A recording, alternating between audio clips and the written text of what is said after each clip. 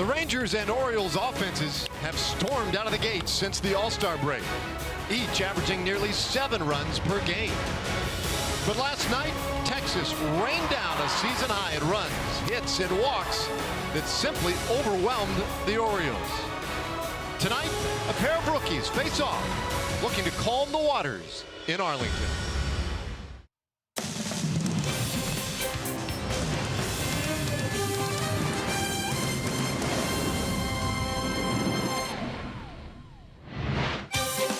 Rangers baseball is presented by Shiner Light Blonde. It's light done right.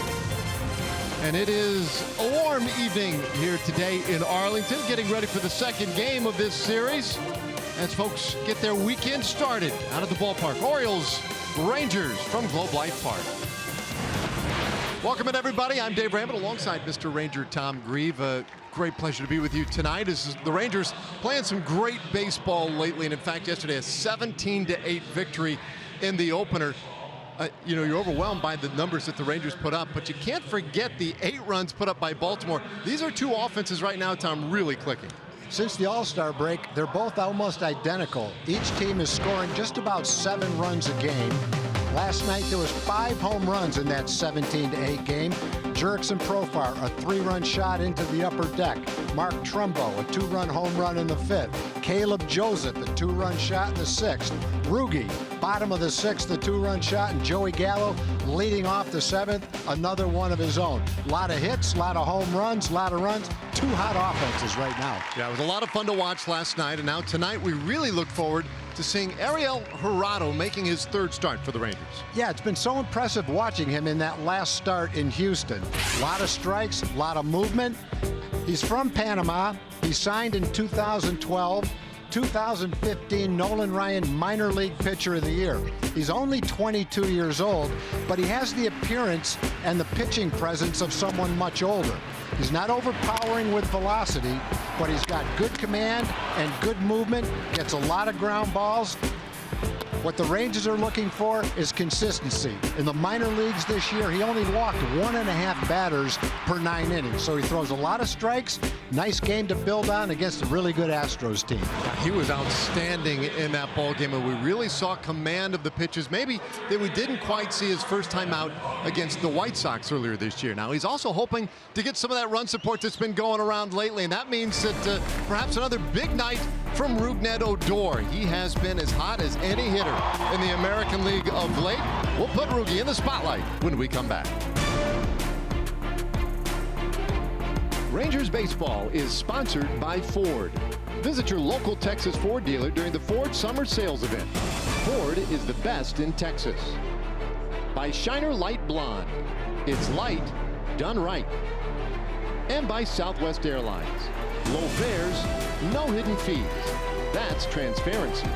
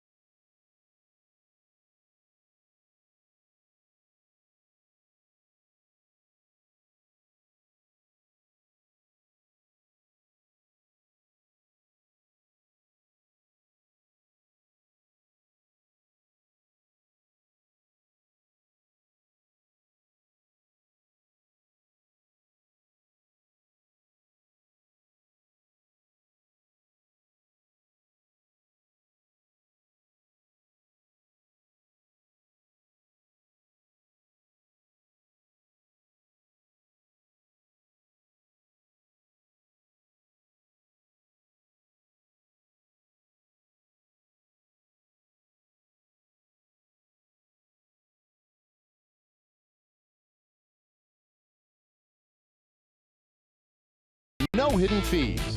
That's transparency. And by Shiner Light Blonde. It's light done right. Just about ready for baseball tonight. Second game of this 4-game series. Orioles and Rangers. We're talking about Rougned Odor, and we put him in our Shiner Light Blonde spotlight tonight. Well, it really was an amazing game last night, especially for Rugi. First player in Major League Baseball history who had 5 unintentional walks and a home run in the same game. He had 5 walks last night. He had 6 in the first 2 months of the season. Yeah, pretty amazing. He is on some kind of tear right now. For a little more on Rugi, let's check in with Emily Jones. Yeah, Rugi's turnaround has really been one of the highlights of what's been a disappointing season record-wise for these Texas Rangers. We all know that baseball is not an easy game, but to make those adjustments mid-season and to make the drastic adjustments that Rugi did and to turn it around the way he has is nothing short of remarkable, and it comes because of the hard work that he put in. We've documented it at length as far as what he did with Tony Beasley, putting in the work before games, the guys he reached out to get advice from. But in talking to Rugi now, he knows that the most important thing is to continue all of those things, to continue that dialogue, to continue the extra work, so he doesn't get back down to the place that he was earlier this season, that he's able to maintain, maybe not necessarily this high level of play, but at least to have a more even keel throughout the remainder of the season. So that's the challenge for him now, is to not let off the gas, so to speak, in terms of the work and the input that he's getting from others and the self-evaluation that's taking place. Yeah, what do they say, Tom? You know, it's difficult to get to the big leagues. It's harder to stay. Yeah, because it's constant adjustments. The pitchers catch up with the hitters and vice versa, and each one of them has to make adjustments throughout their career. And man, as Emily said, it's, I won't say unusual, but it's very, very nice to see what Rugi's been able to accomplish. Pretty special so far this year for him. So let's take a look at the starting lineup for the Orioles. 33 and 76 coming into play today. Jonathan Villar leading it off at second base. Tim Beckham, the shortstop, bats second. Then it's Adam Jones in center field. Mark Trumbo, the DH, and Chris Davis at first base bats fifth. Trey Mancini, Renato Nunez, Jace Peterson at right field, and then Caleb Joseph, the catcher, bats ninth. Let's take a look at our Shiner arsenal for Ariel Jurado. And a very nice game in Houston. Likes to throw his sinker. That's a 2-seam fastball, and he throws it 66% of the time. Doesn't throw a lot of changeups, a lot of curveballs, 4-seam fastball. Slider's probably his next most common pitch, but basically, if he's throwing well, it's that 2-seam sinker that he uses good command and good movement to get his outs with. Well, he gets us started tonight. Ball 1 just below the zone to Jonathan Villar. 97 degrees here at game time tonight. First pitch at 7:08 Central Time, and that fastball a little bit off the plate as well. It's 2-0. Well, he fell behind quite a bit down in Houston in that start, but would battle his way back. And then, even despite being in what we call hitters counts against some very good hitters, he was getting weak contact.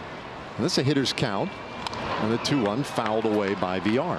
Yeah, and you could probably make a case that this start today against the Orioles is more of a challenge than the one against the Astros. The Astros are obviously a very good team, but right now, the way the Orioles are swinging the bats, they've had 15 hits or more in 4 out of 6 games, scored 8 runs in last night's game. So they're hitting the ball, scoring runs, even with the trades they've made. So this will be a good test for Ariel tonight. It's 2-2 to Villar. Ooh, just a little bit low. Villar yesterday went 2 for 5. You look at the last 8 games for Baltimore. Pretty impressive numbers all the way around. And Villar shanks this one over to the left side, fouling out of play. So, Tom, last start that Jurado had down in Houston, we took note of that sinker that he throws a lot. And CJ used the terminology, and we hear it a lot, right? It's a heavy sinker. The year hitters talk about that sometimes. This one lined out to left field and right to Willie Calhoun. So to help articulate it as a guy who used to hit against sinkers. What exactly that means? It's hard to explain scientifically what a heavy ball means. We used to have a catcher named Paul Casanova, and no one wanted to play catch with him. It's not that he threw it a lot harder than everybody else. It must have had something to do with the spin, and it had a little bit of movement. And it seemed like it was hard to catch his ball right in the middle of the pocket of your glove. But when you did, it felt like a heavier baseball than a normal baseball. Other guys throw a four-seam ball without that same kind of spin, and it feels like you're catching a lighter baseball. So it must have something to do with the spin. Again, not being a scientist. And I think when you throw that kind of a pitch, a lot of times people will make the remark, boy, he hit that ball like he was hitting a shot put, or a hitter might say, it felt like I was hitting a shot put. Well, it's no heavier than a normal baseball, and the only thing I can think of that would cause that is not velocity, because plenty of guys throw 95 to 100 miles an hour. Must have something to do with the spin, the two-seam sinking action of the ball is all I can think of. You can see it. I mean, VR, when he fouled off a couple, almost looks like it knocks the bat out of the hand or something. Yeah, and I thought that the Orioles hit a couple of balls like that last night against Eddie Butler, where it looked like they took good swings, and the ball didn't go anywhere. And so maybe that was the same thing that was happening on those pitches. The other thing that happens when you've got that kind of movement on a sinker is the ball hits the barrel of the bat less. The movement brings it down toward the handle a little bit to a right-hand hitter, and a little bit off the end of the bat to a left-hand hitter. And so you get that same effect. I'm not sure what the difference would be if you hit it right on the barrel of the bat. My guess is it's probably going to jump one way or the other. Well, Beckham ends up with a base hit, rolls that one right up the middle. And so a base runner on for Adam Jones. .283 average for Jones. 11 home runs this year, 44 driven in, and he'll turn that one foul.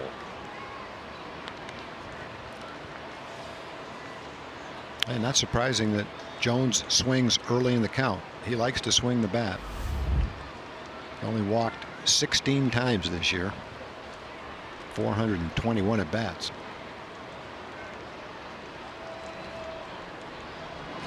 Swings at the next pitch as well.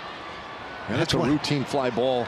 That's one of those balls right there that we're talking about. Big swing and splat and a little lazy fly ball to right field.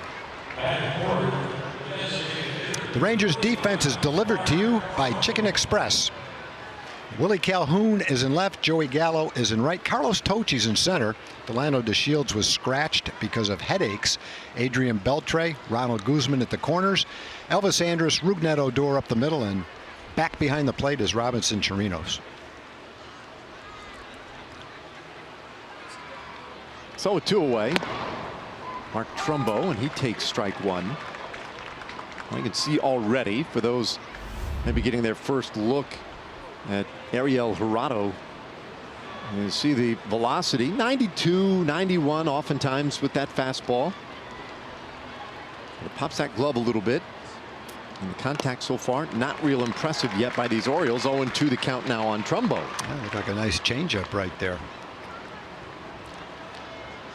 Yeah, he's like a younger, poor man's version of Bartolo Colon. A little bit more velocity, obviously a lot younger, but kind of the same concept. Throw a lot of sinkers, hit your location, get good movement, get quick outs. He must have gotten a lot of quick outs the last game. He only had to throw 76 pitches in 6 innings in that game. Yeah, one of those where we wondered, well, maybe he would come back out again for a 7th inning. The pitch count was so well in check. But I think maybe the inning prior, the 5th inning, might have been kind of a longer one, closer to 30 pitches. 0-2 and a swing and a miss. Strikes out Trumbo, his first strikeout of the evening. So the Orioles get a hit but can't do anything with it. And now the Rangers come to bat.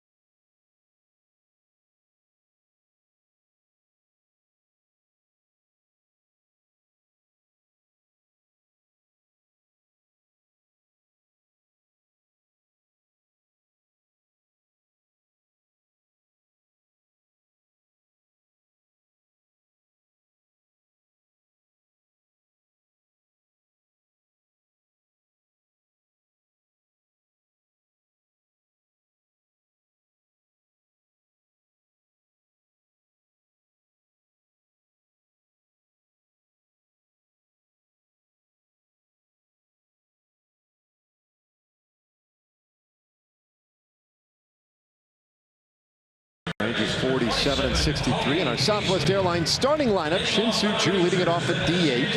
Rougned Odor bats second. Elvis Andrus batting third and playing shortstop. Then it's Beltre, Gallo, and Chirinos in the middle of things. Ronald Guzman at first base bats seventh. Calhoun in left, and Carlos Tochi added to the lineup, batting ninth and playing center field. David Hess, 24-year-old right-hander, 2 wins, 5 losses, and a .594 ERA. And his first pitch, just a little bit low, ball 1.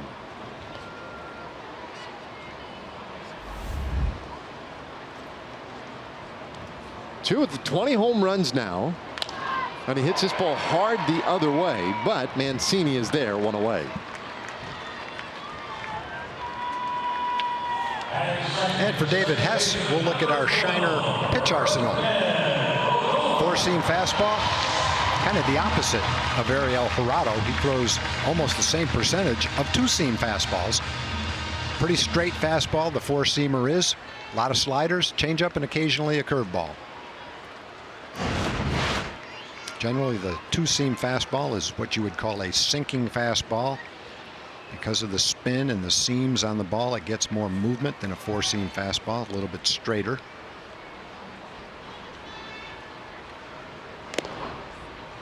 Now the rookie's first pitch to Odor, up and away for a ball. Great numbers for Rugi all of a sudden, and a night last night unforgettable and historic. And he takes ball 2. Last night, the home run and 5 walks, none of them intentional. And that's the first time that has ever happened in Major League history, that in a 9-inning game, or for that matter, a game of any length, that a guy would have walked 5 times, all of them unintentional, and homered. And he rolls this one out into right field for a base hit.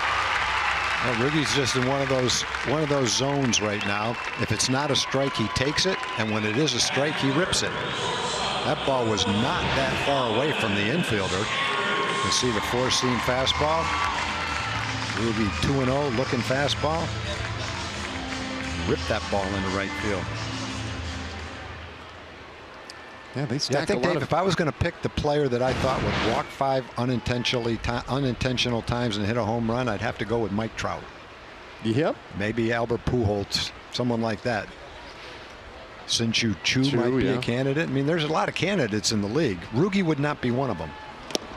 Not because of the home run, just because of the 5 walks. Mentioned in our spotlight right when we started that he walked 6 times in the first 2 months of the season and 5 times last night. Well, that's a huge turnaround. He's on for Andrus. The 1-strike pitch. Elvis tried to stop himself, and that tapper knocked down by Hess is to the first. That one gets away. Odor will head to third. Andrus stays put. Odor rounds, and he'll come to the plate.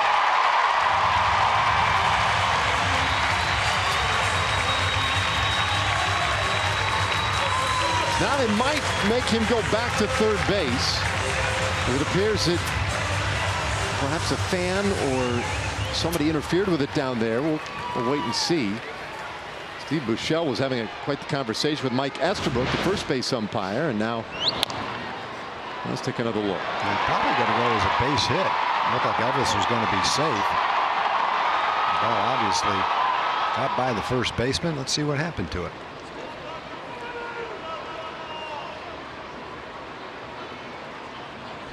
There's Buck Showalter out there to talk about it. Odor saw it all the way and figured, yeah, no problem. I'll score. The pitcher can't make the play. Elvis is going to be safe. The ball gets by the first baseman. And is he probably saying that Elvis had contact with the first baseman? Did he get in the way, prevent Chris Davis from getting the ball in time? Well, that doesn't look like the argument worked very well. No, it did not. And the run is going to count. If anything, to me, that would go the other way. With the collision. The way of Elvis, yeah. Yeah. Otherwise, Elvis might well have gone to second base. It'll be 2 errors charged to Hess.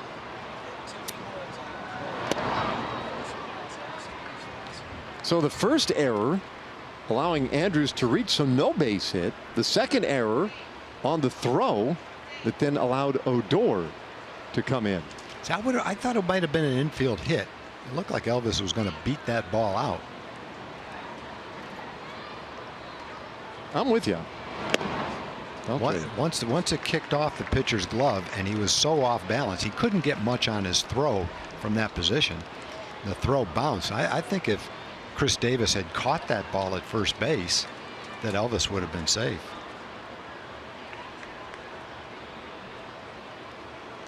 (2-0). And that one fouled away. So 1-0 Rangers on top.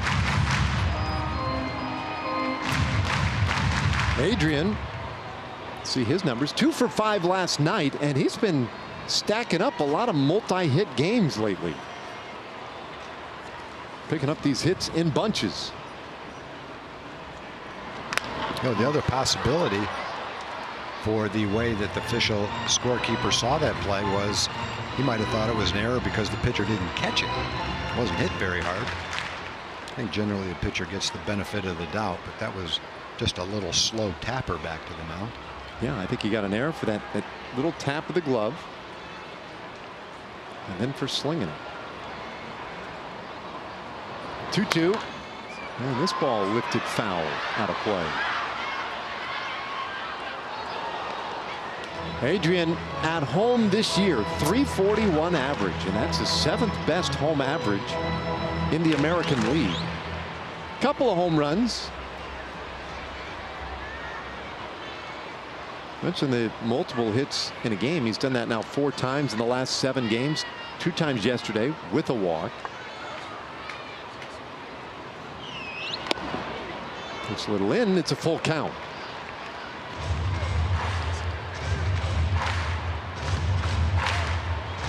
Hess, meanwhile, just a rookie, 24 years old, the right-hander. Part of the trouble for him has been the long ball.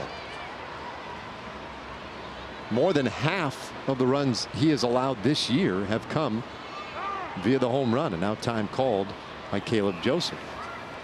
He's not overpowering with velocity, and he has a 4-seam fastball which is pretty straight. So he's going to have really good command or good off-speed pitches to go with it to keep the hitters off that fastball. Andrews running. This ball hit well high in the air out to right field. Peterson backpedals onto the warning track to make the catch, and there are 2 gone. The Orioles defense is sponsored by Jack in the Box. Check out the outfield. Trey Mancini, Adam Jones, Jace Peterson made a nice play on that fly ball from Adrian.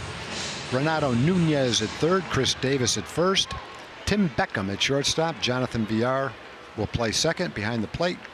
The hot hitting Caleb Joseph.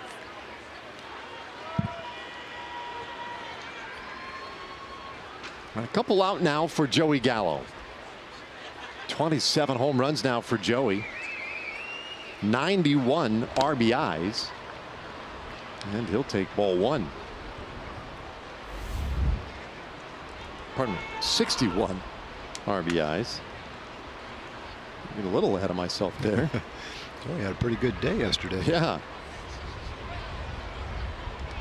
Lately the home runs have started to accumulate a little bit for him. 6 home runs now in the last 13 games. And he's finding himself more and more in good hitters counts like this. You see the shift. Orioles obviously playing him to pull on the infield, and VR pretty deep out there in the grass and right. This ball hit well out to center field. Jones, though, will have room. So the inning is done. The Rangers, though, get an unearned run, and they'll take it. After 1 inning, the Rangers 1 and the Orioles nothing.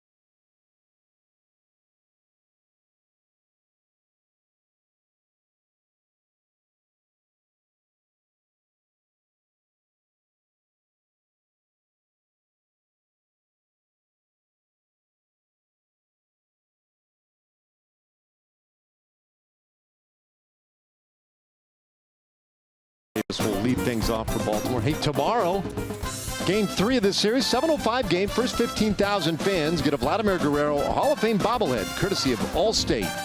And the tickets, plenty available, TexasRangers.com, or by calling 972-RANGERS.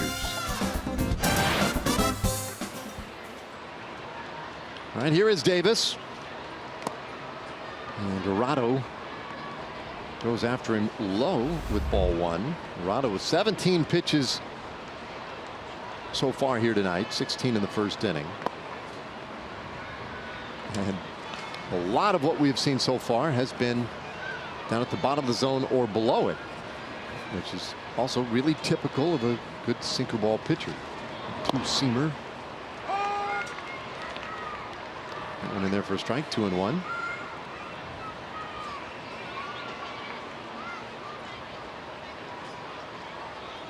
Been a struggle this year for Chris Davis, and he'll roll this one on the ground out into short right field. Odor with the long throw, and it's picked out nicely at first base by Guzman.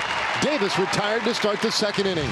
Just play after play that we're watching Rugi make, and one thing you have to be able to do is make that kind of play when you're playing out in right field against a left-handed pull hitter. If it's hit to your right, you've got to go a long way, but then you have to have an exceptionally strong arm for a second baseman. You're so far out in the outfield, your momentum's taking you towards center field, and you can see Rugi perform everything he needed to do in that play to get Chris Davis at first base. One right after the other. Nice plays by Rugi. And Trey Mancini on the first pitch. Lofts it out there to center field. 2 away. Well, let's pause here just a moment for a word from our friends at Southwest Kia. At Southwest Kia, we've made car buying easy. $250 down delivers, monthly payments $250 a month or less. SouthwestKia.com. 2 away now for Renato Nunez. Ariel Jurado off to a really good start here in the second inning. A couple of quick outs. That is definitely one of the things he did a couple of times in Houston. A handful of those innings were like sub-10 pitches.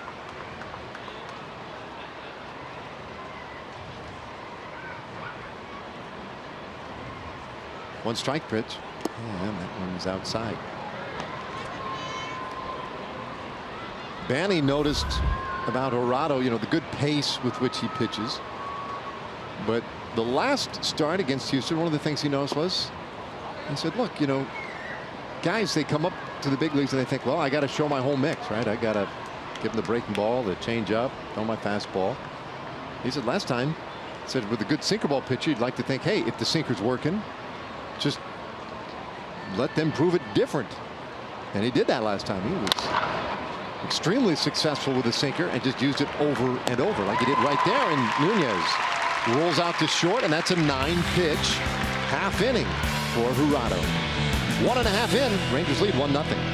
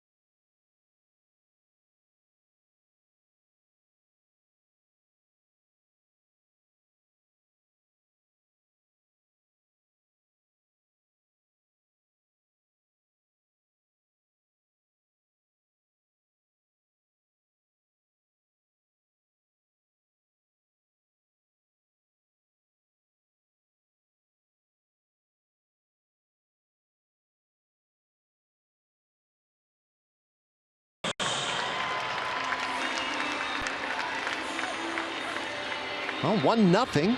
Rangers with the early lead. And Robinson Chirinos, our TXU Energy power player to watch. He'll lead things off here in the second inning. How about this? Since the All-Star break, his .950 slugging percentage against fastballs, that's best in baseball. Not among catchers, not just in the league, the best in baseball. So that would make me think that maybe Hess would go with something else, and he goes with a breaking ball right out of the gate. You know, Elvis not doing too poorly either against the fastballs. You can see there, and 800 slugging since the All-Star break. Robinson, in his last 23 games, has hit 6 home runs and knocked in 23 runs, a run per game. And he is a streaky hitter. And when he gets hot, that ball really jumps off his bat. He's got excellent power. Pretty patient at the plate, too.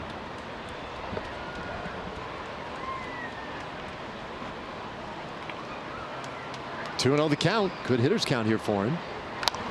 And he pokes that one opposite way foul out of play. And Chirinos now has reached base safely in 12 of the last 13 games. He's homered in 6 of the last 22 games.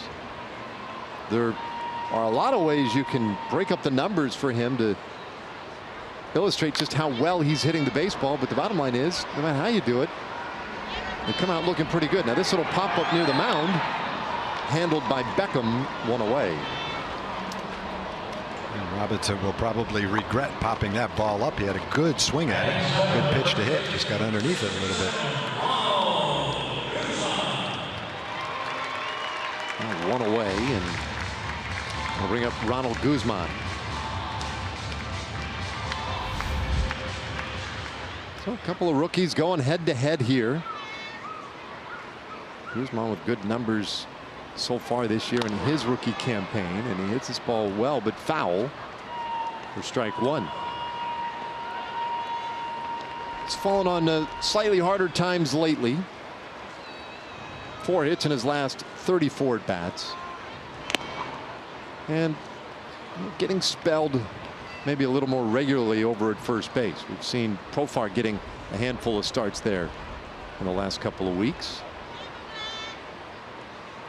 Guzman did not play yesterday.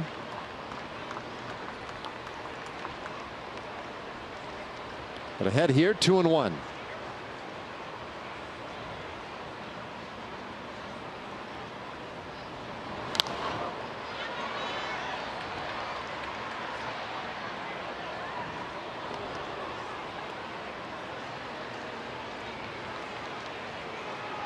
Guzman made his Rangers debut, his big league debut, back in April, and has been with the team since. At the time, we didn't know that that would be the case. He lays off a close one there. Full count. When he came up, we thought, oh, who knows, a week or two, maybe a couple of days, hard to say.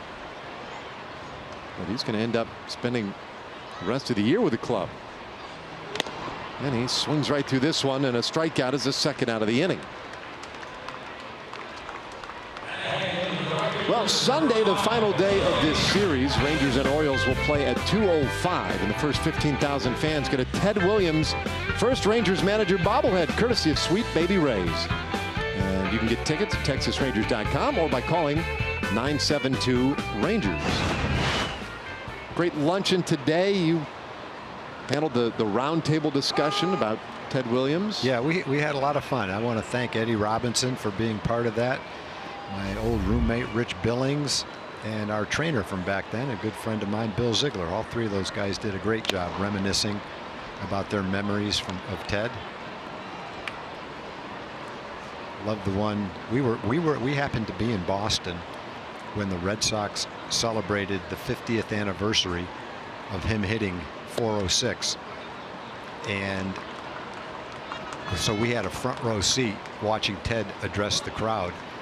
And he borrowed Jeff Reardon's hat. Jeff was a pitcher for the Red Sox then, and he was notorious for never tipping his hat to the fans. I think early in his career he was booed a little bit, not a lot. He was sensitive, took it personally, and just stopped doing it no matter what the occasion.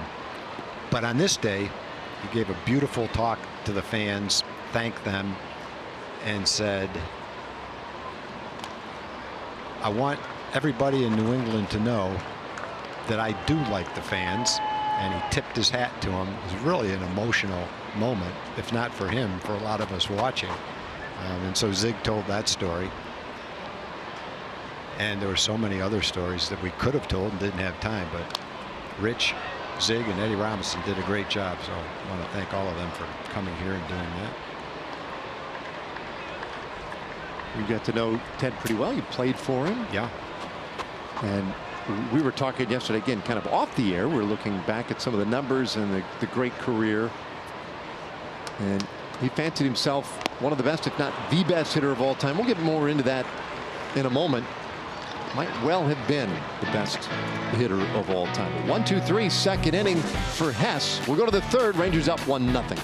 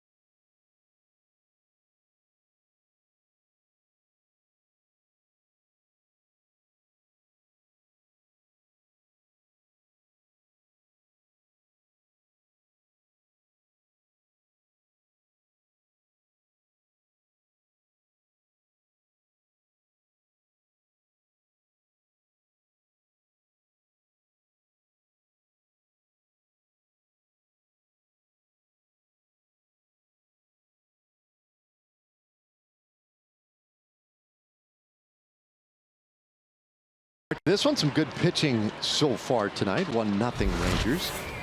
Our Kubota power stats. Well, Rangers pitching this year, allowing 2.97, or issuing, perhaps better said, 2.97 walks per 9 innings. And that's the 5th fewest in the American League this year. And obviously the right progression year by year.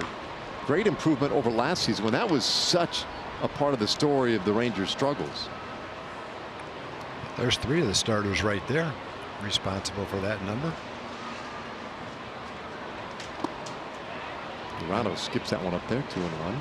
Corrado's definitely that kind of pitcher. Mentioned this during the Open, that he's walked this year in the minor leagues only 1.5 batters per 9 innings. That's exceptional. It stands to reason it might go up a little bit in the big leagues, just because you have to be a little more careful. There's more guys that can hit the ball out of the ballpark here than there were in the Texas League. But still, that's a big part of his success. Now, he's just 22 years old. And he walks Peterson to start this 3rd inning. All right, let's change the subject. About a Chevy game break. Where's John Radigan?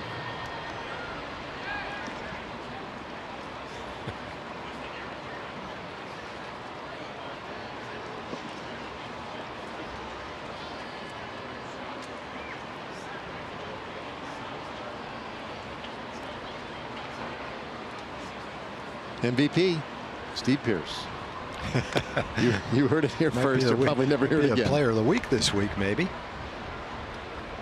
Well, nice, really nice addition though for the Red Sox. It made some pretty interesting moves, some really good moves for a team that is already great. Peterson is on. Here's Caleb Joseph. Ian Kinsler evidently had some kind of a minor leg issue and had to come out of the game, and Mookie Betts came from the outfield to play second base. Evidently, he was a second baseman when he first signed. Let's see, there was a day where they talked about how he would be an excellent, maybe Gold Glove level second baseman one day. And he moved to the outfield, and that's what he has become in the outfield. And he certainly hits enough to play in the outfield. So wherever they want to play him, he's a great player.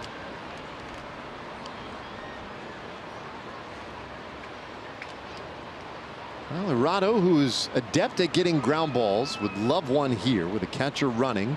Maybe a chance to get a double play. A little tight. Yeah, you're talking about Ted Williams, Dave, and a lot of people would recognize him as the greatest hitter ever. And people that are young enough not to remember him, or even other people that do remember him, might say, well, he was a great hitter. But you're talking in all of baseball, Babe Ruth, Barry Bonds. I mean, there's been some great hitters. But then when you get out his statistics and look at him, you come away saying, you know what, he might have been the greatest hitter that ever lived. He was 22 years old when he hit 406. His on-base percentage that year, with 147 walks, was something like 550. He only had 460 plate appearances because of those walks. He has the all-time record in Major League Baseball history for on-base percentage. His lifetime on-base percentage was 484. And then the clincher for me is he was a highly decorated pilot, World War II and the Korean War. In fact, his wingman a lot of the time was John Glenn, the astronaut, who said that Ted was one of the best pilots he ever flew with. And if you take those 5 years and just give him his average numbers for those 5 years, he comes away with just about 700 plus home runs. So he would have been knocking on the door of the all-time home run record at the time. He would have obliterated the RBI record by 200 or 300, the walk record, and a lot of other records for that matter. Ground ball third base. Beltre to second one. Odor with the throw to first in time for the double play. Rangers go around the horn. 5-4 to 3. Yeah, an easy double play, looked like it, but hardly, especially when you watch Ruge and what he had to do to get out of the way of Jace Peterson, who was bearing down on him at second base. Adrian gets rid of it, but watch Ruge. He has to sidestep Peterson sliding, jump, and throw off balance, and got it over there in time. It's just over the last 6 weeks, it's been hard to find anything. I know we're talking about it 3 or 4 times a game, but it's just so much fun to see and talk about. Finding anything he's done wrong in the last 6 weeks. Obviously, he's not going to get hit 100% of the time. He's going to strike out occasionally, but day in and day out, he's just playing great baseball right now. So yeah, when you look at the numbers, Dave, I think you can easily come away and say, you know what, he was one of the greatest, if not the greatest hitter of all time. Yeah, his overall numbers, his year by year, the length of that career, as you point out, the time he missed in the service. Chopper down the first baseline, foul. Ball and 2 strikes. How about this? You were mentioning that year when he was 22 years old. At 406, you know, great season, obviously one of the all-timers. So, you know, he's a kid. Goes to the service several years later, comes back, plays in the big leagues for a long while, and in his age 38 season, his on-base average was 526. Hit 388 that year with 38 home runs at 38 years old. Pretty amazing. So many things in his career. The home run to win the All-Star game. But the home run in his last at bat at Fenway has to be right up there. I don't know if it was his greatest thrill, but for a lot of Red Sox fans and Ted Williams fans, it culminated an incredible career with one of the greatest thrills. Everyone knew it was his last at bat at Fenway Park. And in that at bat, I listened to it. There was a tremendous documentary about him on PBS just recently. And he talked about that. And he said, yeah, you know, a pitcher, I think it was Eddie Fisher, he threw a fastball by me. I have no idea to this day how I missed that fastball. But you know what? I said to myself, he thinks he can throw that fastball by me. And doggone it, I would look for it the next pitch, and that's the one I hit out of the ballpark. I don't know how I missed that first one, but I didn't miss that second one. That was his last at bat at Fenway Park. But if you're even interested in baseball and Ted Williams, figure out a way to watch that documentary. It was just tremendous. So Steve Hunt, our statistician, tells me that you can watch it online. Oh, like can you? At like pbs.org. Well, by all means, if you have a chance, I doubt very much that you'll be disappointed at all. And it's more than just him hitting home runs. It's a lot about him personally, his relationship with his family, his kids, the fans, the sports writers. It has that Ted Williams day at Fenway Park where he gave the speech and tipped his hat. Just really, I've watched it twice. Bill Ziegler, who is the all-time encyclopedia of everything Ted Williams, told me he's watched it 6 times already. He's not erasing it. He watches it anytime he doesn't have anything to do. He goes in and watches it again.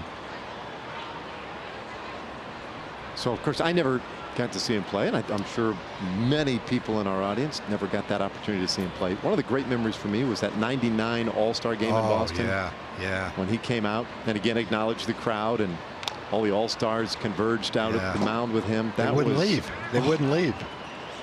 That was one of the greatest, I don't know, pre-game just baseball moments that I'd seen on TV. Yeah. And it was hard not to choke up watching that.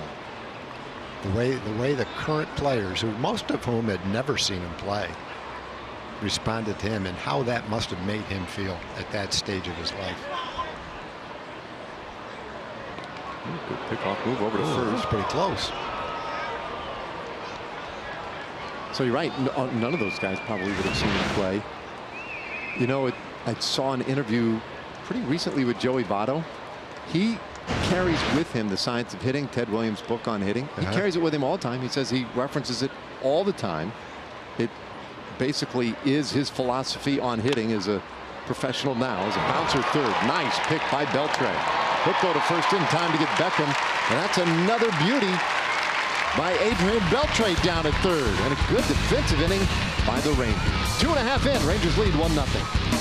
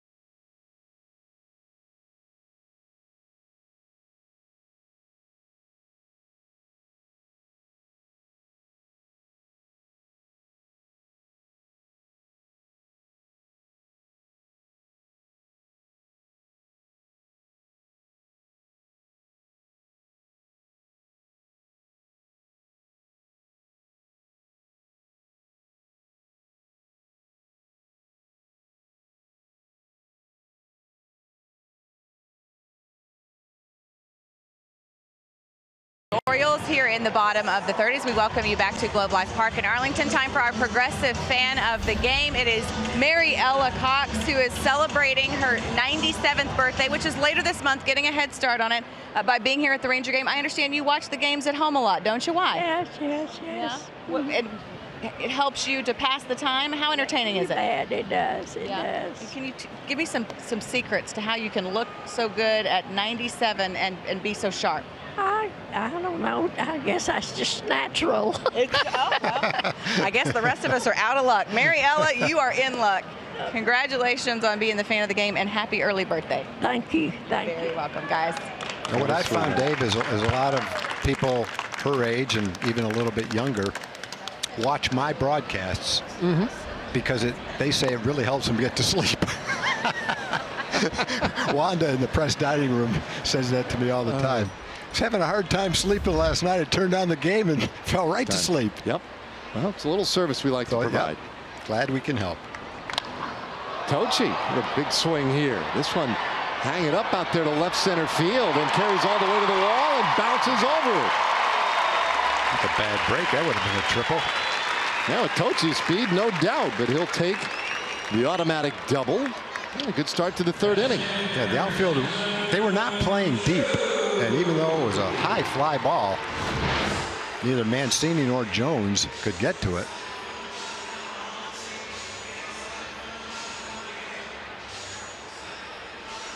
Looked like Tochi thought he was going to make an out on that play. Got underneath it. But they can't get to it. It's hit right between them, right off the warning track. If it short hops the wall, it turns into an extra base hit. I mean, into a triple. Already is an extra base hit. He's out there in scoring position for Chu. Chu lined out to left field. He's 0 for 1.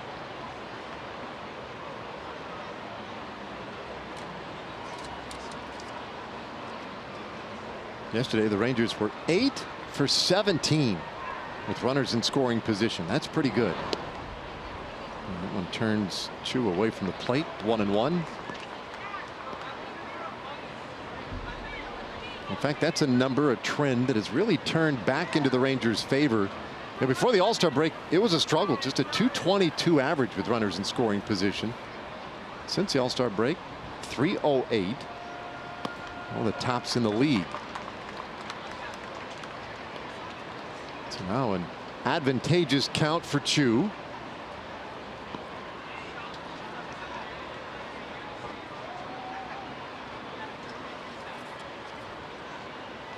That's working out of the stretch.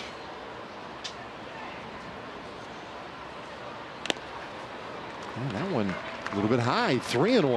Well, one thing we've seen from Hess so far this game, he throws a four-seam fastball. And I think a lot of times you like to throw your four-seam fastball high. Sometimes with a high spin rate, that ball seems to jump a little bit to the hitter.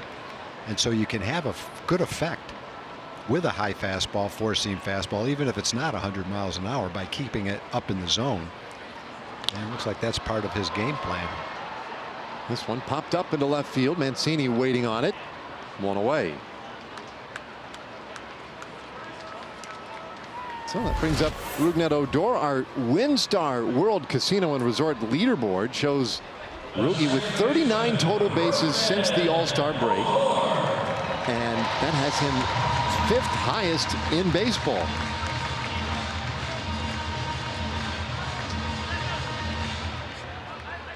One for 1 tonight with a base hit. Had the home run yesterday.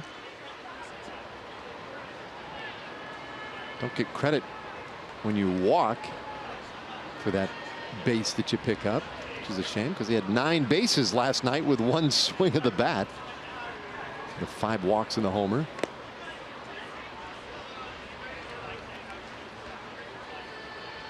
And this one really tells the story that we've been talking about a lot, Tom, right there.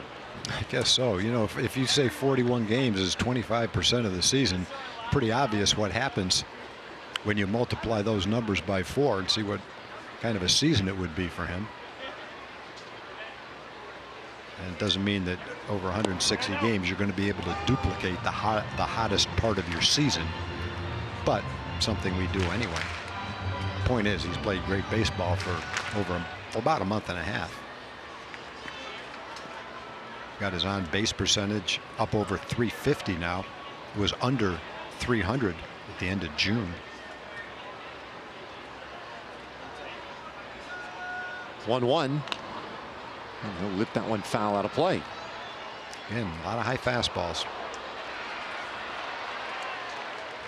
It'd be interesting to see second, third time through the lineup if the Rangers get a little more accustomed to him. They're facing him for the first time. That can be a little bit of an adjustment. But as you said earlier, Dave, he is prone to the home run. He, coming into the game, had given up 11 home runs in 50 innings. Pretty high rate. Yeah, the home run has really hurt him a lot this year. Now, it coming at a much higher rate in the big leagues than it did in the minors. Was a lot better in the minor leagues in that regard. 1-2. Oh, when he gets strike 3 called, Odor down looking, 2 away. Well, a Coca-Cola family pack offers savings of over 50% on tickets, food, Kid Zone access, souvenir programs, and Coke soft drinks. It's a great way to see the Rangers and Mariners Monday through Wednesday of next week. Just go to texasrangers.com/specials. Should be a fun series. Seattle in town Monday night, Tuesday night, and then Wednesday afternoon. Mariners have had such a great season, but are starting to lose a hold of their wild card spot.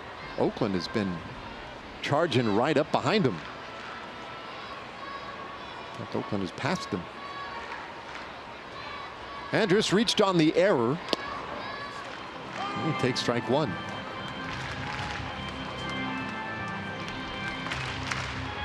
He didn't like that call. David Hess, Mitchell, the rookie, 24 years old from West Virginia. And he was a guy who pitched his college ball at Tennessee Tech. And he was one of those guys, he had one of those majors that leaves you shaking your head as this one lined to short and snared by Beckham to end the inning. More on that a little later. Inning done. Rangers got a leadoff double but left him out there, and we head to the 4th inning, 1-0.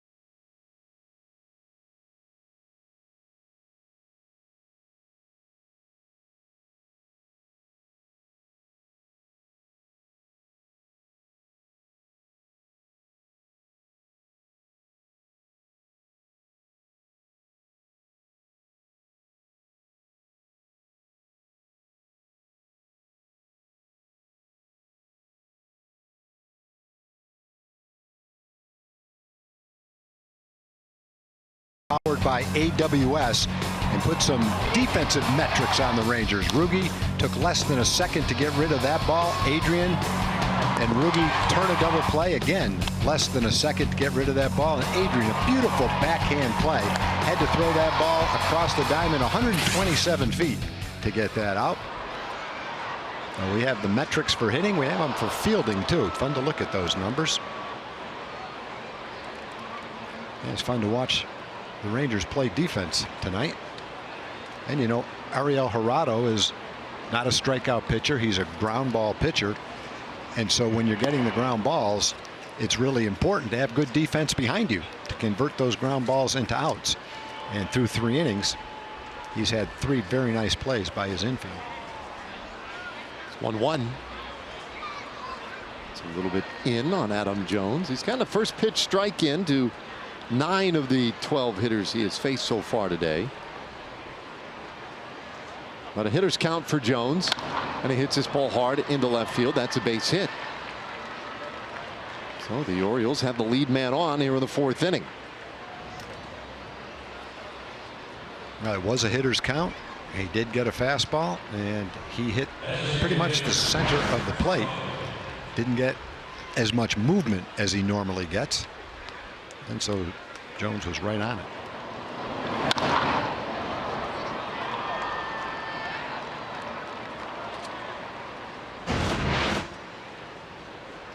So a base runner for Baltimore. And now Mark Trumbo. Again, a spot where Jurado, I don't know that it would affect terribly how he goes after Mark Trumbo, but I'm sure he's thinking, yeah, ground ball here would be great.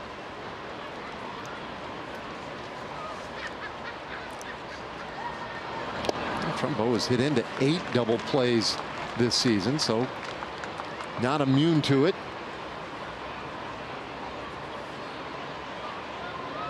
Trumbo struck out in the first inning, 0 for 1 tonight.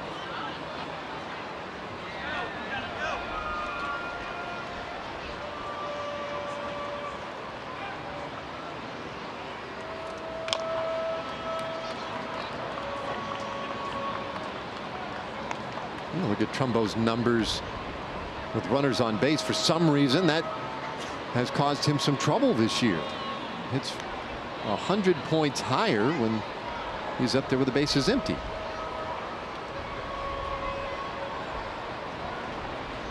I would always figure that to be a little bit the inverse. A distraction on the part of the pitcher, etc.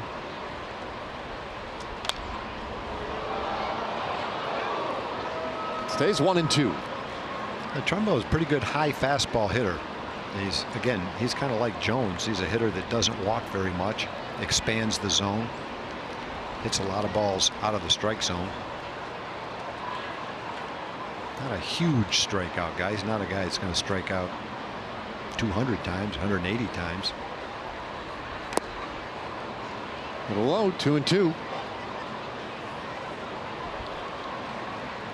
He definitely likes to hit the fastball. If you're going to throw your fastball, keep it down and away. As a matter of fact, his first time up, he swung and missed to strike out on a fastball in that 091 zone. Up and in or down and away. In fact, I think if you asked any old-time baseball pitcher, how do you get a hitter out? He'd say, I throw him up and in, down and away. That's generally a formula that's been used since the advent of the game to get a hitter out. Obviously, there's nuances to it and exceptions, but I think basically if you can throw your fastball up and in to keep a hitter off the plate and then locate it well down and away, you're going to have success. 7th pitch of the at bat, and a bouncer, shortstop. Andrus backs up a step to second one. The relay, 2, double play. The 6-4-3. So once again, when he needed it, Jurado able to get it. Let's go back and look at Trumbo and take a look. We talked about that cold zone down and away where he hits 091. Well, here's his first time up, and there is that cold zone down and away for strike 3. What are we looking at? Same thing.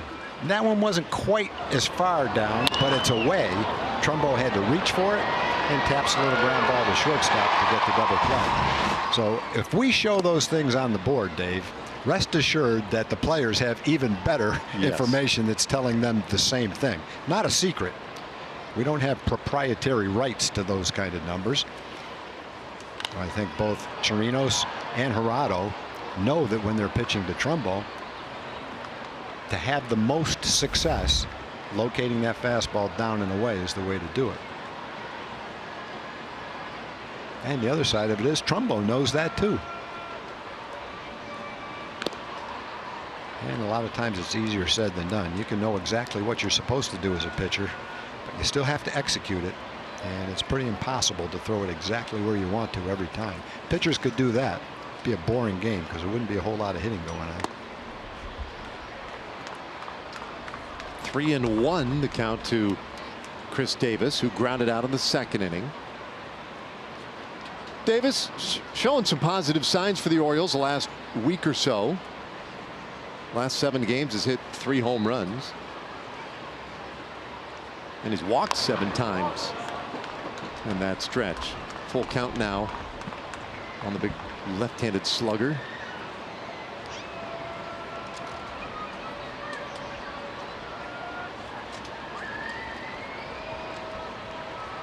he's been a tough one to figure out. At times, one of the most dangerous hitters in baseball. A couple years ago, 47 home runs. That was in 2015. Hit 38 the next year. Strikeouts always have been a big part of his game. Davis, who grew up just a little east of here in Longview, now makes his offseason home in Dallas. And he foul tips that one into the glove, and strike 3 ends the inning. Colorado for another goose egg.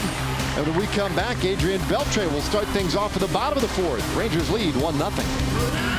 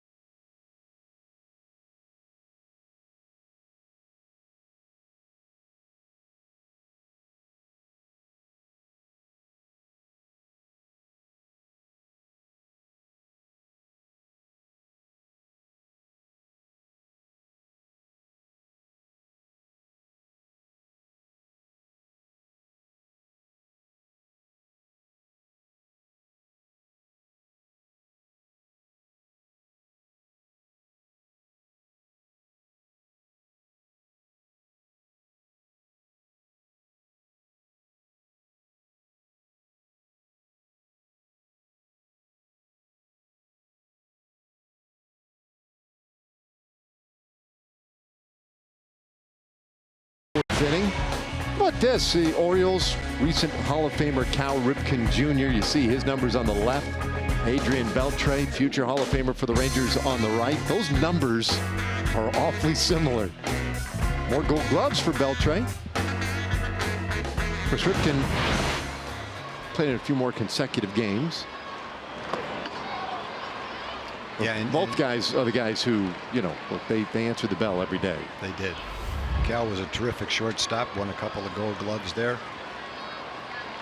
As good as he was, I'd have to give the nod defensively to Adrian. Although I guess it's not fair to compare a third baseman to a shortstop.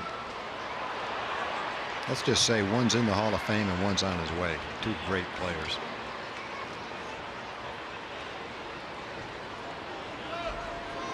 Two-strike pitch, and Beltre bloops this one down the first base line. That could be trouble, but it's foul.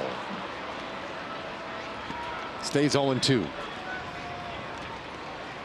I've heard stories over the years about Ripken and how it didn't really matter what it was that you were doing or that was happening. He turned it into a competition. Everything was always a competition. Who could run the stairs up to the clubhouse after batting practice by touching the fewest steps? And he'd stride up 4 at a time. That sort of thing. And I was thinking about Ted Williams earlier when you were talking about Ted Williams, because he seemed like that kind of a guy too, where everything was a competition. Definitely. Every year in Boston, they had a Jimmy Fund game. The Jimmy Fund is a charity for child cancer. And in the Jimmy Fund game, the Red Sox would invite back 15 or 16 old Red Sox hitters. And they would get a batting practice pitcher. And it would be like a wiffle ball game. If you hit a ball out of the infield, the Red Sox will donate $25 to the Jimmy Fund. If you hit a home run, it's X amount of dollars. And the whole thing was to raise money for the Jimmy Fund. Well, the Rangers were going to be playing in Boston on the Jimmy Fund game. And there was a lot of speculation as to whether Ted would take part in the game. He was a little bit overweight. He wore a jacket, a little bit self-conscious about that maybe. And so we all wondered whether or not he would take part in that contest. He was a little bit sarcastic, could be tough with his teaching. And I think deep down inside, some of us actually hoped that he wouldn't shine in that home run hitting contest. So maybe it would bring him back down to earth a little bit. Adrian takes that one, shakes it off right in the middle of the back. As he's walking to first base, he's waiting for the pain to go away right now, trying not to show any of that pain. And the day of the Jimmy Fund game, Tom Yawkey, who was the Red Sox owner, came down into Ted's office during the day to talk him into being in the Jimmy Fund game. Ted said he would do it. Obviously, the Red Sox had him bat last. The suspense was building as the first 15 Red Sox hitters were announced and hit, and it was Ted's turn. He had searched for a bat that felt right and found it, and then he hated the pine tar because it was too greasy, and he's mumbling under his breath that how do the hitters hit with that kind of pine tar? No wonder you're having your problems. And he's mixing dirt with the pine tar, squeezing the bat, and we're sitting in the dugout silent just watching him, and it was obvious that this was not just a little bit of batting practice and a fun experience for him. He was in the 7th game of the World Series, and he got the bat he wanted, he got the pine tar right, and they announced his name, the greatest hitter of all time, and he ripped off his jacket and he started striding toward home plate. Gallo hits this one out to right field. It is gone. And a rocket out to right by Gallo.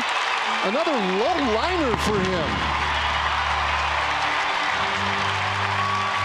28th of the year, and it has the Rangers in front 3-0. Well, we've been talking about David Hess has had problems with the home run ball.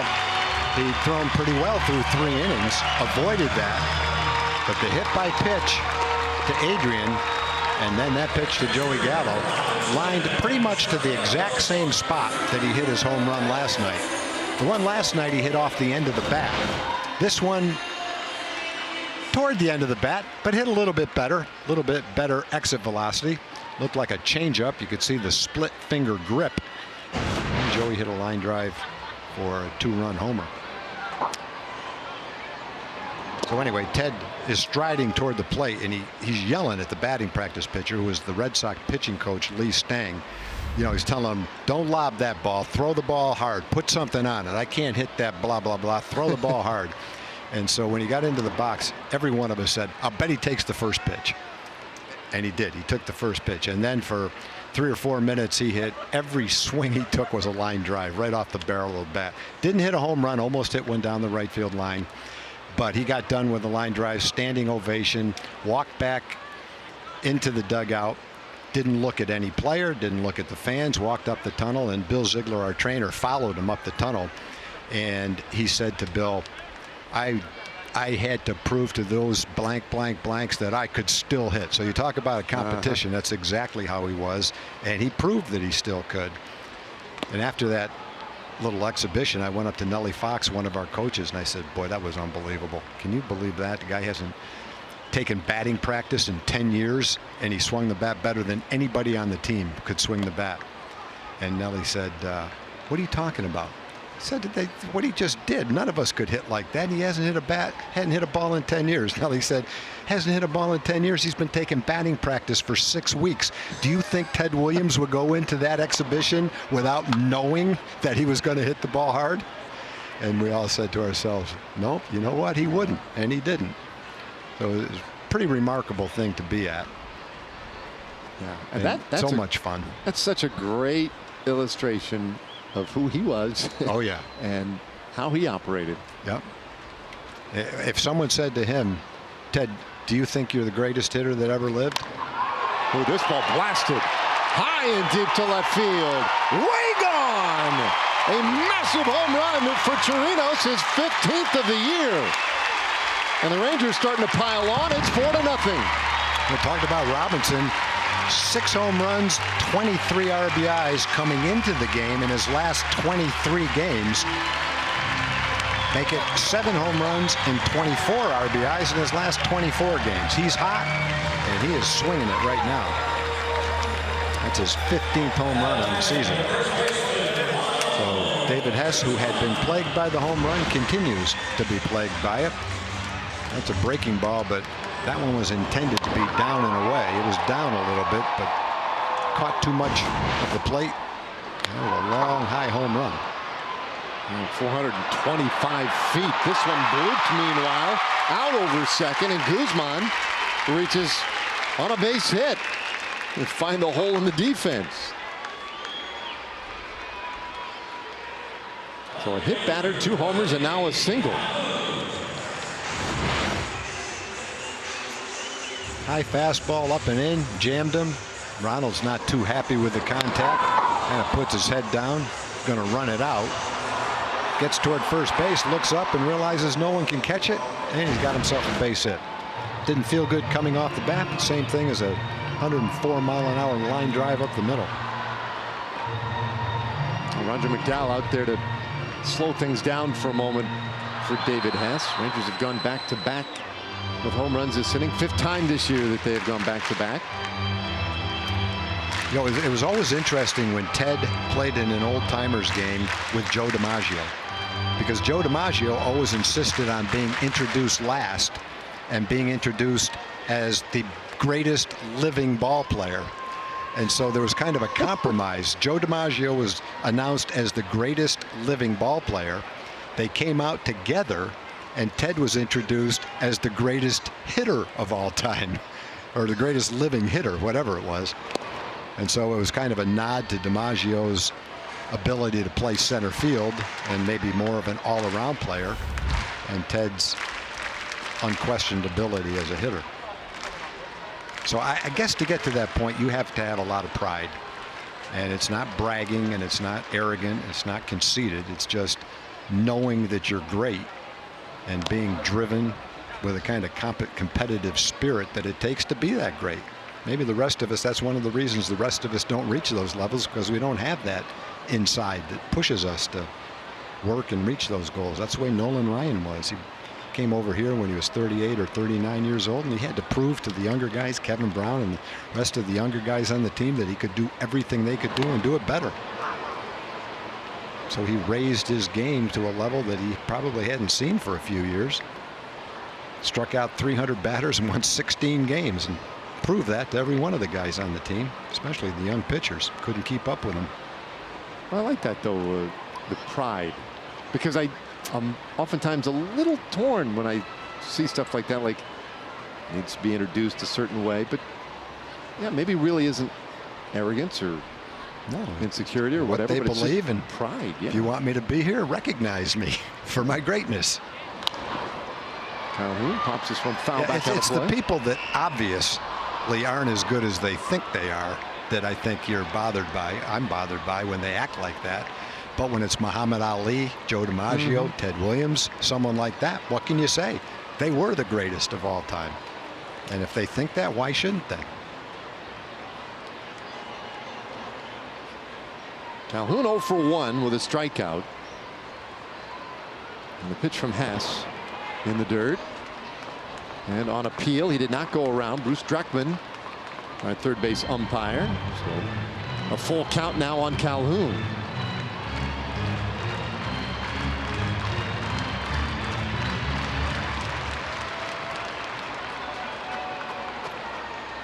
Three runs across this inning.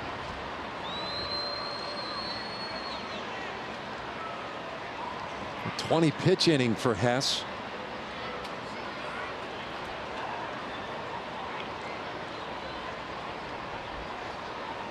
Now the payoff, and this one fouled away again. I was mentioning earlier that Hess was a real bright guy and had a unique major. He went to Tennessee Tech and he majored in biomolecular chemistry. Apparently a really sharp young man, 24 years old.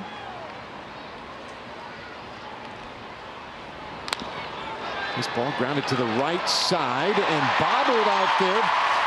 Everybody's safe. Beckham, I'm not sure if he was debating which base to go to once he got it, or if he just had trouble with it, but he ends up booting that one, and Calhoun is on. It wasn't an exceptionally hard hit ball, but it was exactly between the two fielders. Maybe a little bit of anxiety over who was going to get to the ball, but it's on the glove side of Beckham, so it was an easier play for him. And as he comes across, he can't corral it. So an error on Beckham, and with 2 men on, here is Tochi.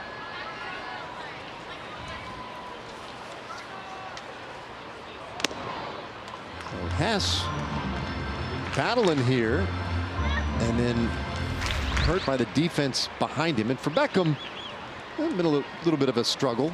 It's his 15th error of the year.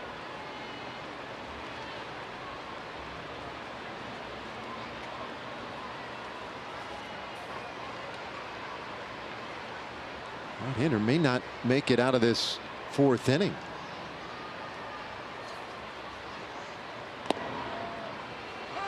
One and one. Our Southwest Airlines bullpen live look. We catch Donnie Hart loosening in the pen.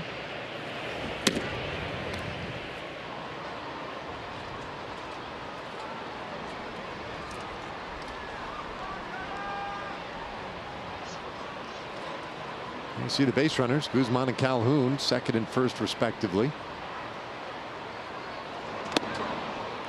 1-2 the count. Still nobody out in this inning. It's turned into a high pitch inning for David Hess. Trying to figure out a way how he can get an out here. Hurt his own cause with a hit by pitch with Adrian Beltre batting. And the error didn't help his cause on Willie Calhoun's ground ball. Ooh, swing and a miss. He got Tochi to chase one up in the zone. One away. Well, the Rangers have already scored more than 10 runs in this series. So that means you save $10 on full price tickets in the Lexus Club Terrace, Quarter Box, Upper Reserve, and upper box seating sections to upcoming Rangers games. This discount applies to the Mariners series this Monday through Wednesday. Go to TexasRangers.com/specials and come out and see us next week.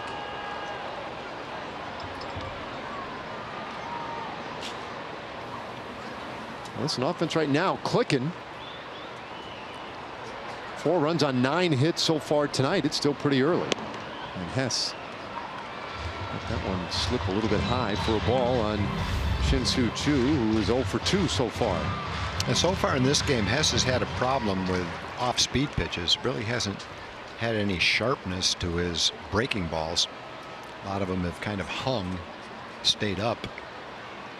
If you're a Ranger hitter, you probably felt pretty confident that you could go up there and look for a fastball. There's a changeup that he threw. For the most part, it's been high fastballs. Trying to see the pitches by inning. Well, this 4th inning has really piled up on him.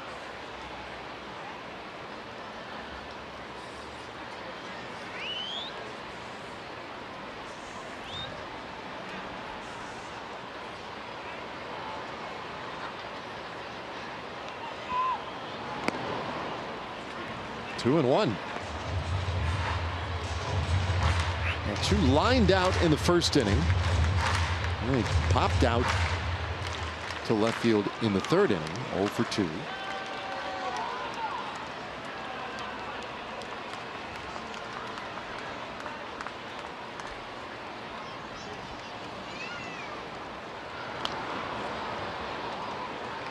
Choo fights him off. 2 balls, 2 strikes. We talked at the top of the broadcast today about how these 2 teams on a runs per game basis right now as good as it gets in the American League. The Nationals out of the National League averaging slightly higher since the All-Star break. Nationals maybe making a little charge to relevance out in the National League East. Long awaited for Nationals fans. There's a ball. It's a full count on Choo. But since the All-Star break, you see the Rangers, this is among all major league teams. 1st in hits and total bases, 2nd in home runs and runs per game, and the .285 average since the break, 5th best in baseball.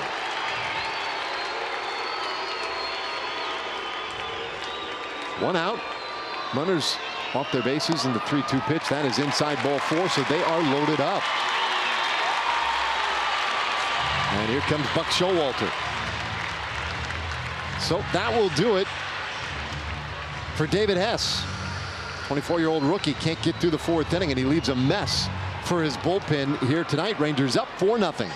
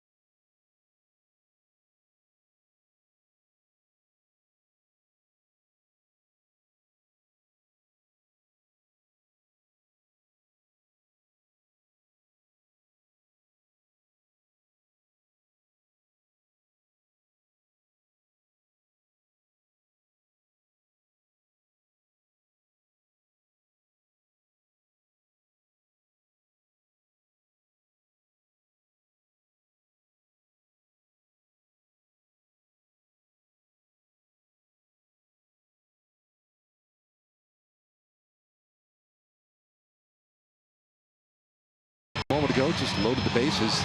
And speaking of Chu, big autograph session with Shin-Soo Choo, August 7th at 10:30 in the morning. That'll be at Whataburger at State Highway 161 in Arkansas Lane in Grand Prairie. Now, while you're there, you can sign up to be a Whataburger What a fan, and you could win tickets to an upcoming Rangers home game as well as Whataburger for a year. Go to TexasRangers.com/appearances for additional details. Donnie Hart checking in here for the Orioles. Yeah, Donnie Hart was in last night's game as well. Trying to work on getting his statistics a little bit more in order.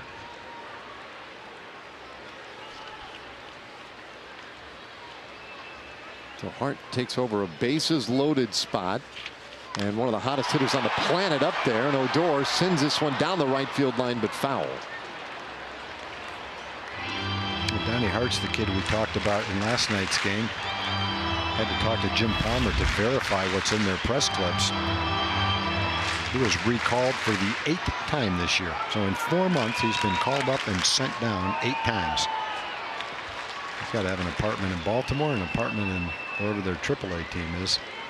Either that or he doesn't even have an apartment. He just stays in a hotel every week. He's got a family and kids, though. It's been a pretty hectic one. That ball is deep to right and gone. Grand slam for Rougned Odor. And why not?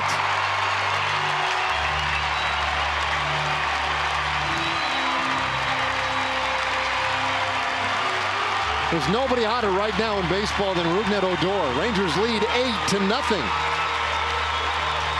Yeah, I'm pretty much talked out on what I can say about Rudy. It's any better than what I've already said. It just remains the same. Excellent baseball. At bat after at bat, play in the field after play in the field, running the bases, you name it. He's doing it right now. So watch every game and enjoy it. There's not many players in the major leagues right now playing better than he is.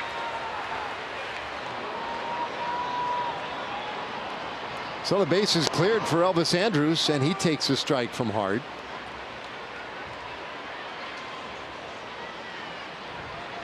Man, what a difference.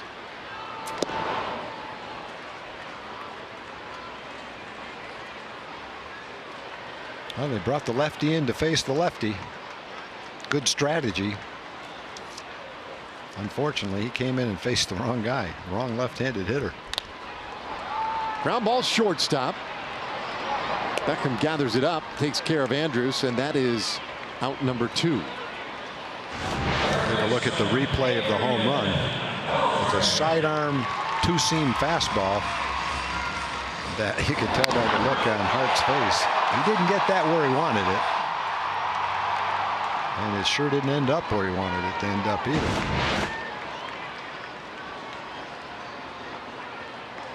Third career grand slam for Rougned Odor. First time he's done it at home.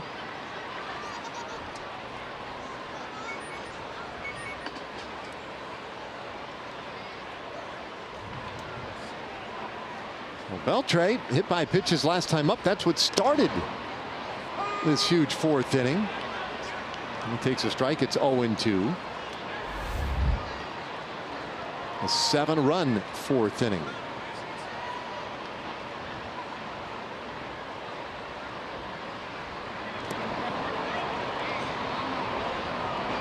Wanted to the count. I guess almost cracking a smile at the fact that he would need to weigh in on that check swing. We can close the book now on David Hess. 7 runs, 6 of them earned on 5 hits. 1 walk and 4 strikeouts. Pardon me, 5 runs earned.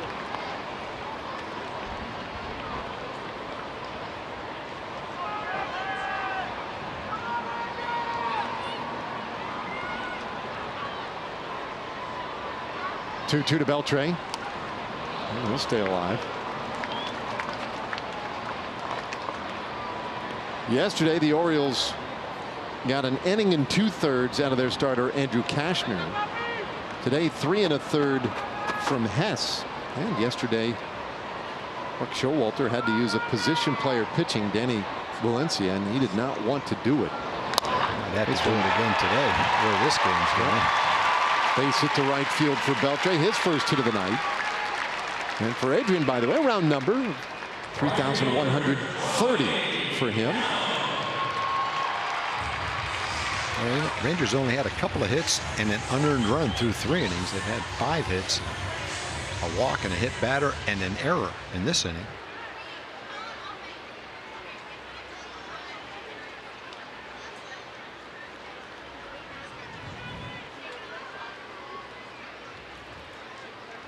So Joey Gallo will get up for a second time in the inning. 11th batter that the Rangers send to the plate.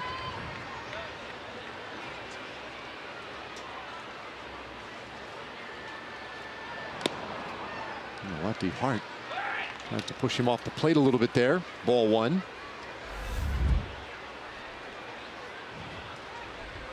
Gallo now with the 28 homers and the 63 RBIs.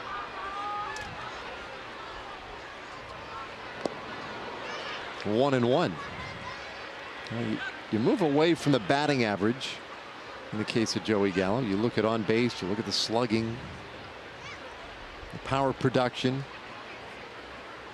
and those things are going in the right direction and in a big way lately. He seems to have settled in a little. 2-1. I think one of the things you like about Joey is the fact that he's showing on base percentage over the last week and a half or so. You know he can hit home runs. That's always going to be there. And he's hitting home runs at a pretty good pace. Coming into the game through 9 games, we'll make it 10 games counting tonight. Last 10 games, he's hit 6 home runs and driven in 12 runs. 6 home runs, 12 RBIs in 10 games. But he's also walked 10 times in 10 games. So his on-base percentage is over 40% over that 10-game stretch, and that's what you want to see. His batting average is probably around 250. But if you keep your batting average around 250 and you walk at that rate and hit the ball out of the ballpark, you are a very productive hitter. Power, creating runs, and getting on base with the walks, on base percentage, doing everything you need to do and get by without hitting 290 or 300. and even with the strikeouts. He strikes out here, and it ends the inning. And a long inning it was. Rangers putting 7 runs on the board in the 4th inning. Started with Gallo lining one out to right field. For the next at bat, Robinson Chirinos 425 feet to left. But it was all capped by that man, Rougned Odor's grand slam, 3rd of his career. Rangers lead it 8-0.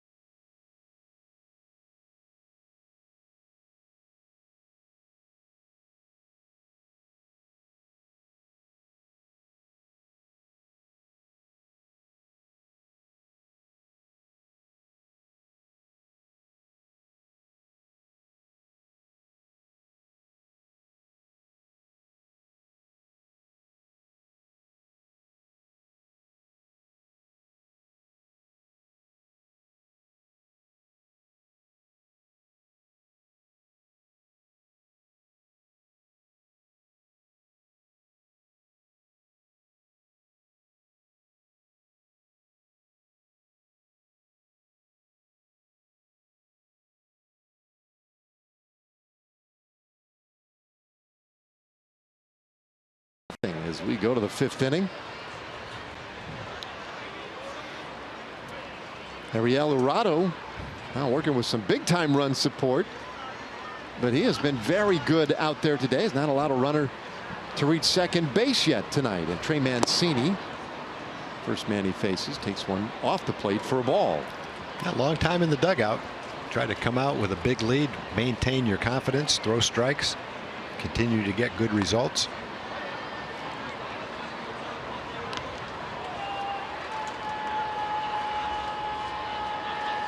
He's got the 6, 7, and 8 hitters in this 5th inning.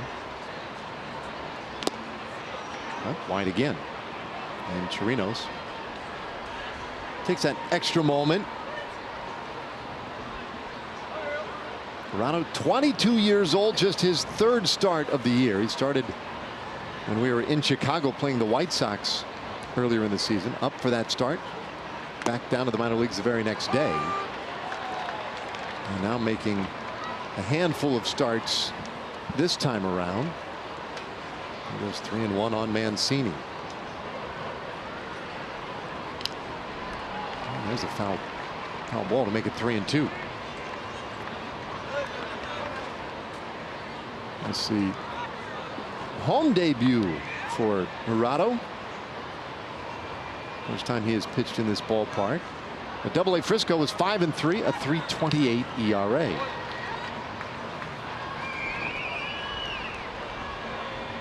You mentioned earlier, Tom, he was a non-drafted free agent out of Panama back in 2012. Always been a good ground ball guy. And he's been one of the more heralded pitching prospects in the organization for a few years now. 3-2 pitch. And Mancini really battling him. Well, he was behind in the count, 3-0. He's come back and thrown 4 straight 92-mile-an-hour sinkers, several of them away. But Mancini knows what's coming and really hasn't had a good swing. He's hanging in there, but really hasn't had a good swing at him on any of those pitches. This one fouled off. That's the difference between a 4-seam fastball, which is fairly straight, and a 2-seam fastball that has the movement. It's much more difficult to make the ball hit the barrel of the bat. Tough to anticipate how it's going to move. 9th pitch of the at bat. A swing and a miss. Strike 3 gets Mancini to strike out. Behind 3-0 through him 6 straight strikes. Well, let's check in with Emily Jones.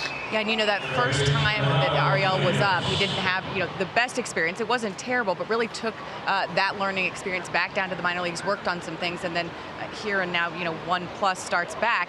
He's been not a different pitcher, but Jeff Bannister says pitching with more conviction and with a good pace that will go a long way at this level. We hear all the time about guys nibbling and not trusting their stuff. And if you can establish that very early on, it not only helps you as a pitcher, but it helps the defense behind you anticipate better what's coming. Definitely, and he's doing a good job of that right now. I remember several years ago, Chichi Gonzalez got called up to the big leagues for the Rangers, and he's a very similar kind of pitcher. Doesn't have an overpowering fastball by velocity, but he's the same kind of pitcher, a sinker ball pitcher with similar pitches. This one hit out to left center field and bangs off the base of the fence. Ronaldo Nunez heads to second base. And he's there with a 1-out double. And he put together a string of 2 or 3 starts. I know one was in Oakland, and he came back here and faced the Dodgers. The Dodgers got to him a little bit, didn't have his best stuff, and had trouble after that maintaining consistency. And then he had an injury, of course. He's been on the disabled list for quite a while now, still rehabbing that. But they're both similar kinds of pitchers. They don't have huge margin for error. They have to hit their spots. They have to depend on movement. But when they're doing it, it's fun to watch because they get a lot of quick outs, keep their pitch count down. And then start against Houston, and so far today, that's what he's been doing.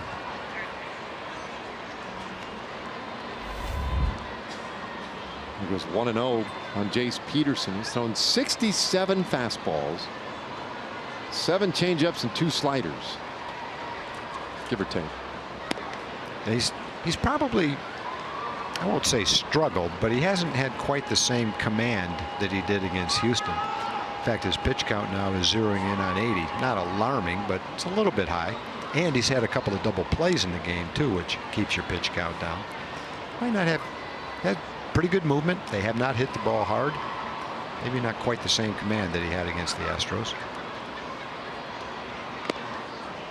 Now 3-0 on Peterson.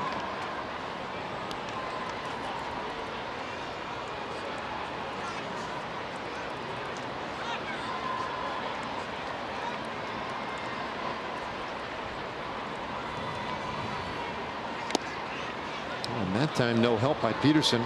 Lays off a close pitch, and he'll draw the walk. Just the second walk tonight issued by Jurado, and both of them to Jace Peterson. So 2 men on, and that's not the worst thing right there, because now you get back into that double play spot that could get you out of the inning. And Caleb Joseph, the man due, is the guy he doubled off back in the 3rd inning.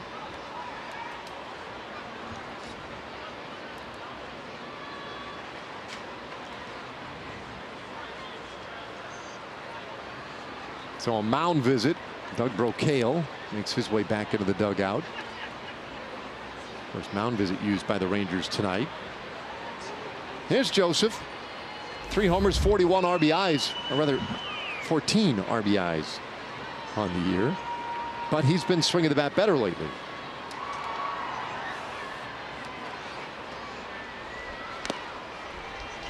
No, just a random thought looking down at the field, Dave. I don't think the Rangers have ever had a season where the field has been in better shape than it's been in all season long. Usually this time of year, especially on scalding hot days like we've had, you'll see some bare spots that are unavoidable. But right now, as you look out at the field, it's pretty much perfect. Flare out toward right field, and it's caught by Gallo, and everybody holds. And that one kind of squeezed out of the end of the glove, but he managed to keep it. I think that one died on Joey a little bit more than he thought it was going to die on him. I think he was anticipating it going a little bit farther than it did, and then kind of right at the end he has to speed up just a little bit and reach a little bit more than he wanted to, and that's what the players call a snow cone right there. Missed the pocket of the glove. If it hits the pocket of the glove when you close your glove, you can't see the ball. When it hits right in the tip of your glove like that, you can see the ball. It kind of resembles a snow cone. As long as the snow doesn't fall out of the cone, you're all right. Our ground ball, that one up the middle. That's a base hit for VR. Wade Nunez around third base. He'll score the first run of the night for the Orioles. So VR with the RBI single makes it an 8-1 ball game.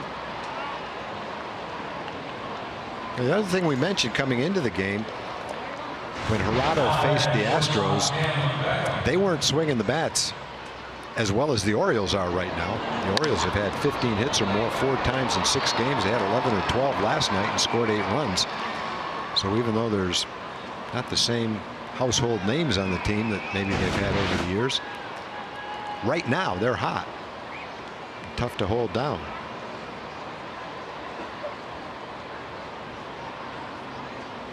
So Peterson's at third, VR at first, and now here's Tim Beckham, who is 1 for 2. He'll take very high for ball 1.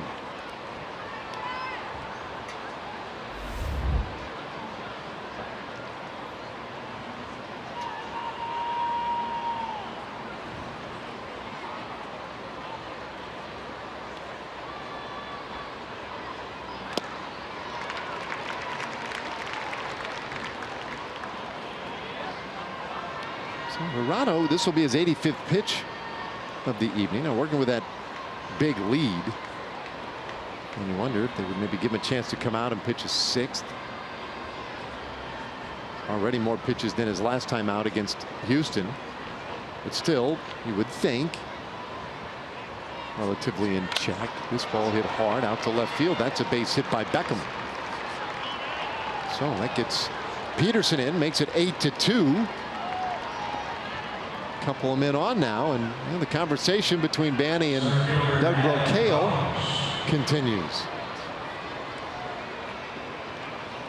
Well, the one thing that you always have to keep in mind when pitchers are, say, under 25, especially when they're only 22, as the season winds down, number one, they're not used to pitching in September, and number two, they're probably, if they do pitch in September, going to reach high innings totals, higher than they've ever had before.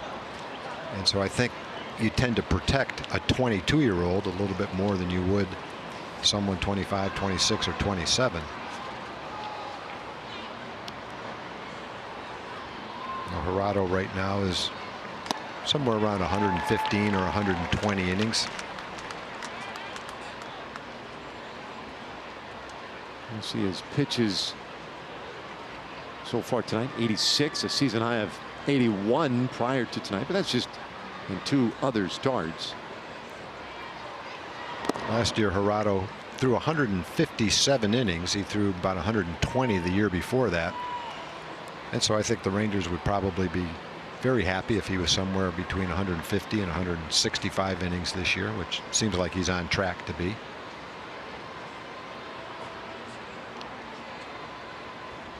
He needs 1 more out to get through this 5th. Ball and 2 strikes now on Adam Jones, who is flied out to right and singled to left field.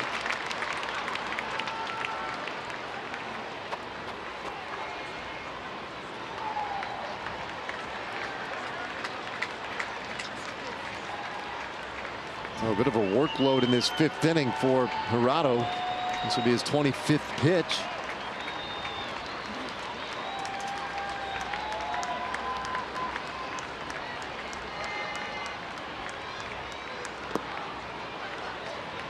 Even at 2-2.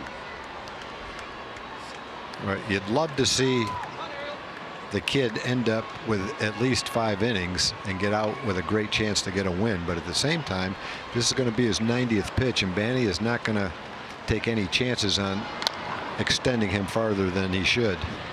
Well, a little bouncer up the middle, and Andrews with a nice athletic play on the bag, able to force out Beckham in the inning. 2-run score.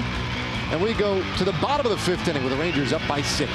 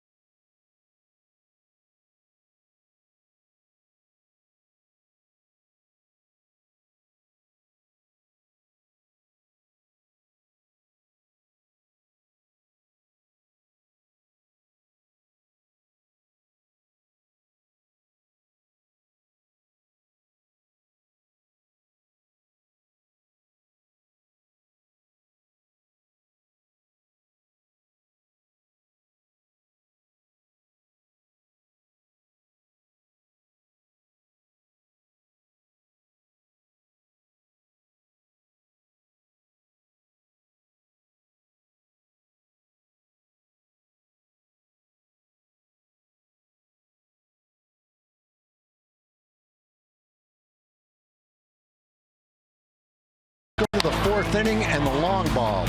Joey Gallo started it out with a 2-run line drive to right field. Robinson Chirino, a high, long one down the line. And then closing it out, Rugi, another high, long one, this time down the right field line. That time a grand slam. That put the finishing touches on a 7-run inning for the Rangers as they continue to swing great bats since the All-Star break. 25 runs in the last 2 games, most runs in consecutive games all season long. Yeah, things going right now for this offense. And Odor trying to pass on some of that to Elvis. So now here is Evan Phillips, one of the players acquired from Atlanta. The deal for Kevin Gausman and Darren O'Day. Doesn't have extensive experience this season. Look at his repertoire: fastball, slider, and a changeup.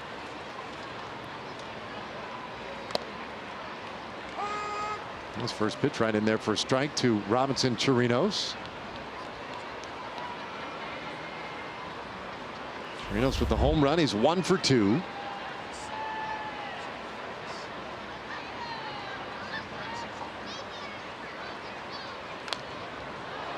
Phillips, a native of Maryland, and just the 25th Maryland-born player to appear in a game for the Baltimore Orioles.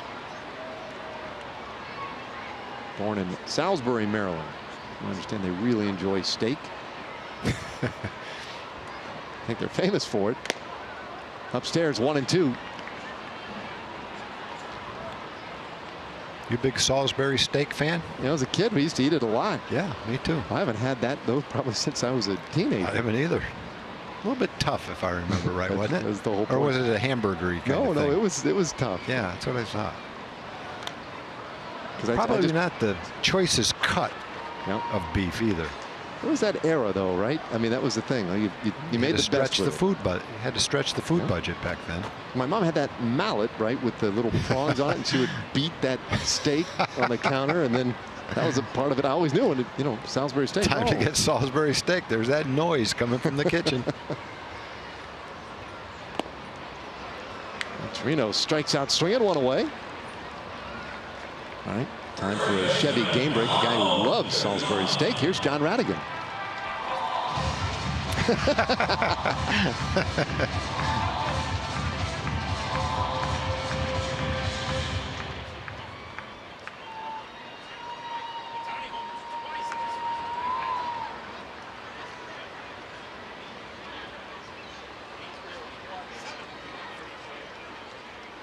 All right, thanks, John.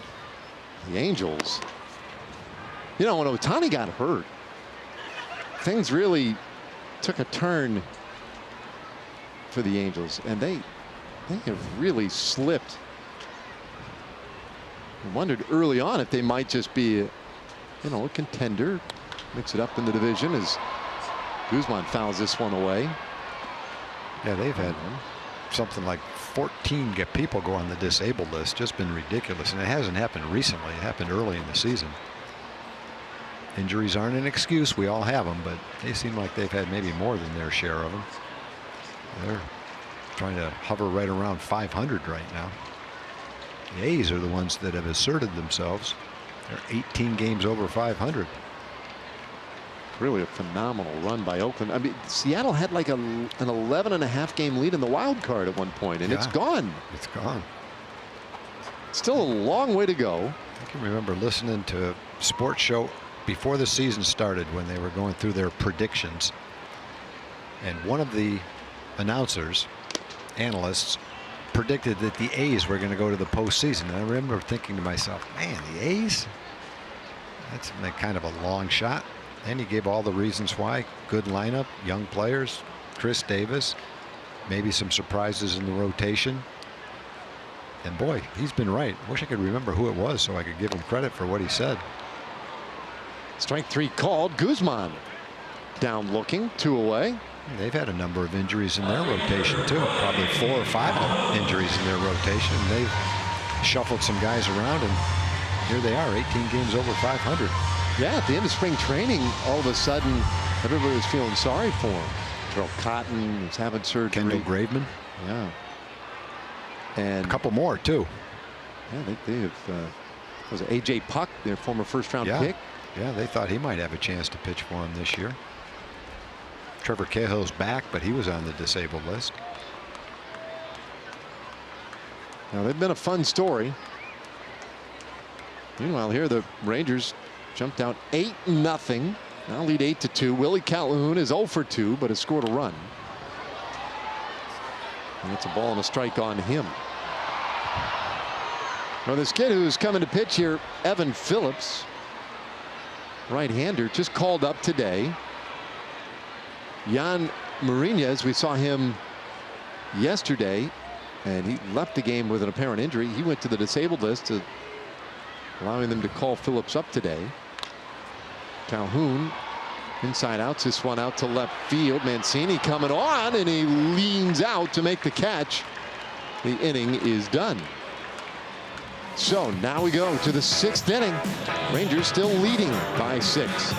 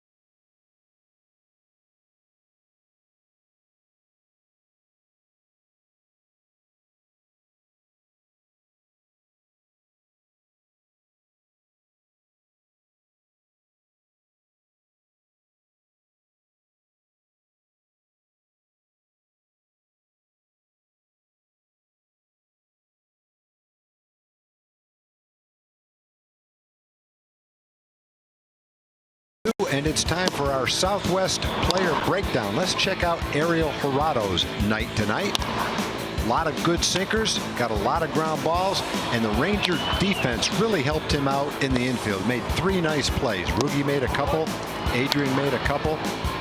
He had a few strikeouts, kept the ball down well. Might have gotten tired a little bit in the 5th inning. Had a high pitch inning, gave up a few hits and the 2 runs.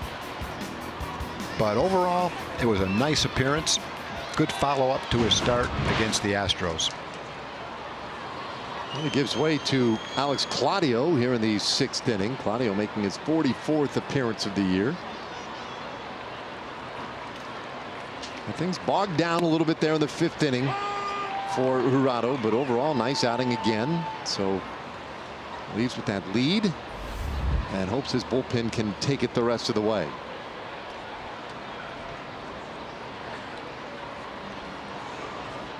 Trumbo 0 for 2, and did he hold up? I don't think so. He did. He did, according to Mike Estabrook.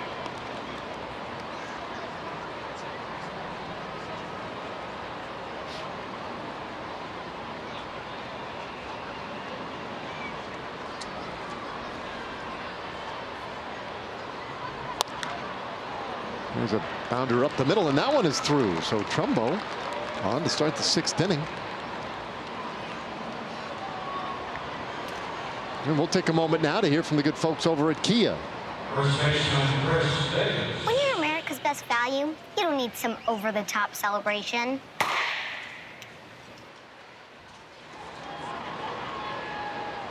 Now, 3rd time tonight that the Orioles have gotten the lead man on base. Previous 2 times he was then doubled up in the next at bat. Chris Davis now, and he'll shoot this one foul. last night, the Orioles got the leadoff hitter on base 5 times.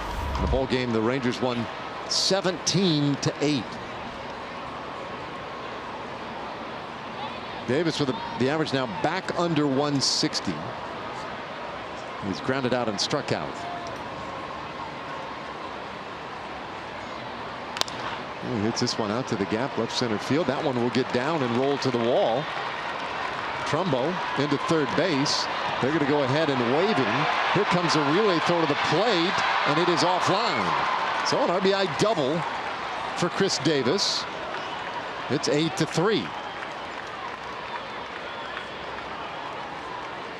Well, in last night's game, the Orioles got trounced, but they kept scoring, you know, all through the game. Ended up with 8 runs in the game.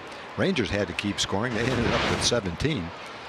But in this game, the Orioles down by quite a bit, but with the offense and the way they've been swinging the bats, they've shown they can score all game long.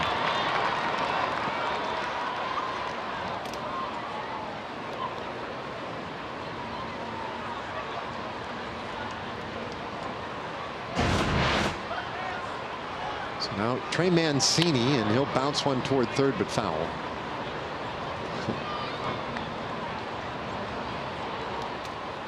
Those numbers with runners in scoring position this year for Mancini, a 120 average. That is the lowest in baseball. And very prone to the strikeout in these spots.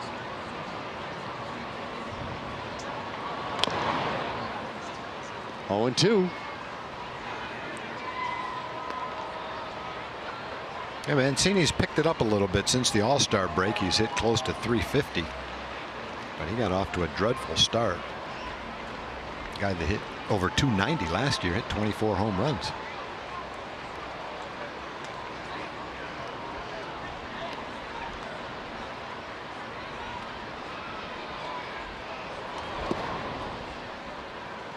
One and 2.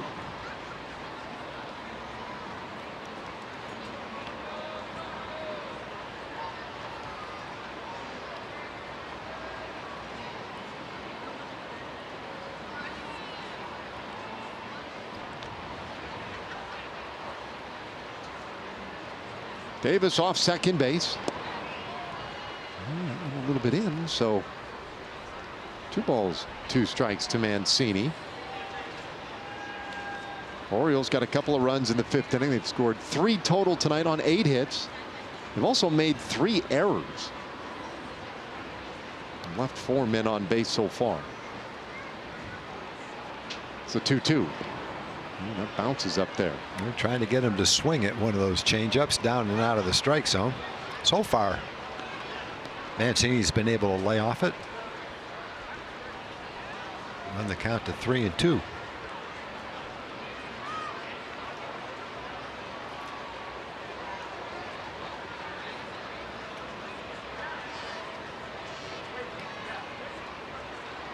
So Claudio's going to have to give him something decent here, and a swing and a miss. Strike 3. Mancini again with a runner in scoring position, strikes out, 1 away. He kept going with a changeup. He had laid off a bunch of them, but he couldn't lay off that one. It's funny, the mentality of the hitter changes when you work the count to 3-2. I think you kind of say to yourself, okay, he doesn't want to walk me. I'm going to look for a fastball. And you do, and then you can't lay off that same changeup that you've laid off most of the count. And he just kept throwing it. So Renato Nunez, the hitter here, he doubled last inning, 1 for 2.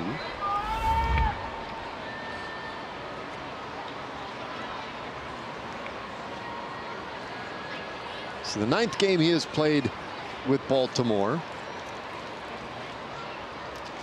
Called up right after the All-Star break.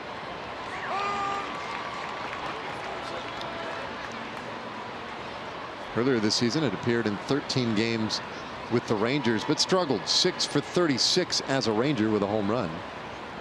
He's placed on waivers. Orioles claimed him. Had him playing at AAA Norfolk before calling him up right out of the All-Star break. And there's a strike. It's 1-2.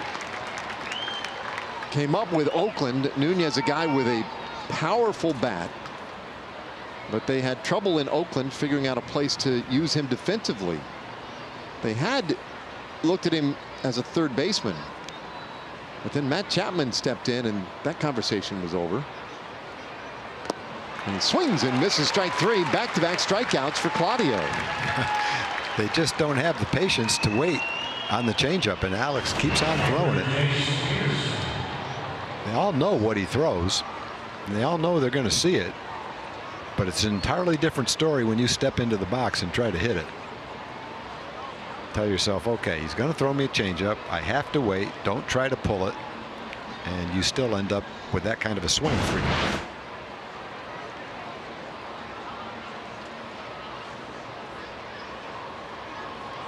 So now Jace Peterson. That one just missed. Peterson, a former first-round pick by the Padres back in 2011. And the Padres traded him to Atlanta. Part of the deal in which they acquired Justin Upton after the 2014 season. There's a strike. It's 1-1. This year, Peterson signed with the Yankees in the offseason. Yankees then released him and re-signed him in the span of like a day and a half in mid-April. Eventually put him on waivers later in the month, and Baltimore claimed him. That one is low, 2-1.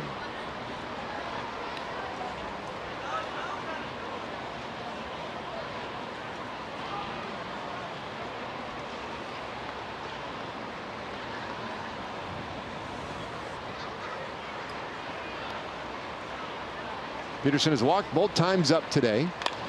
Bounces this one to third base. Beltre right there. And he'll throw him out. The inning is done.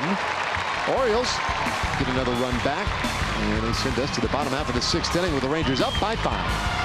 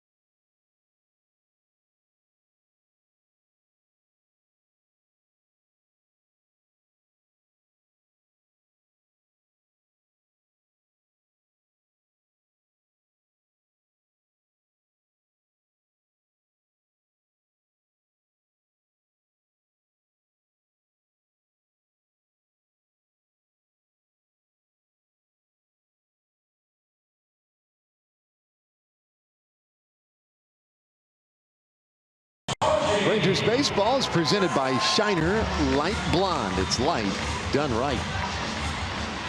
Beautiful evening tonight out here at Globe Life Park. 8-3 Rangers on top, and they'll go to work for a little more here in the bottom of the sixth inning. The big inning was a 7-run fourth. Tochi will lead it off in the sixth inning. Tochi 1 for 2 with a double. And he is one of just 2 Rangers to have not yet scored in this one. He and Elvis.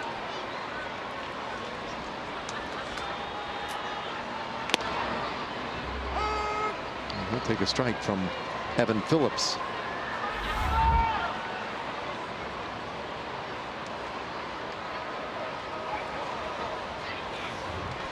Tochi was the last second addition to the lineup today. Delano DeShields was initially in there, but scratched with some headaches just prior to the game. Tochi now has appeared in 13 of the 14 Rangers games since the All-Star break, and this in fact his 8th start, so he's beginning to get a little more regular playing time. He strikes out quickly here in the 6th inning. One away. Well, next Wednesday, final game of that series against the Seattle Mariners. It's a 105 game. It's our next Texas Chili Company $1 Hot Dog Day. And you can get your tickets at TexasRangers.com or by calling 972 Rangers. Western Division play, $1 hot dogs. Afternoon baseball, can't beat it. Here's Chu. He has scored a run, walked his last time up. And he was going for it all right there.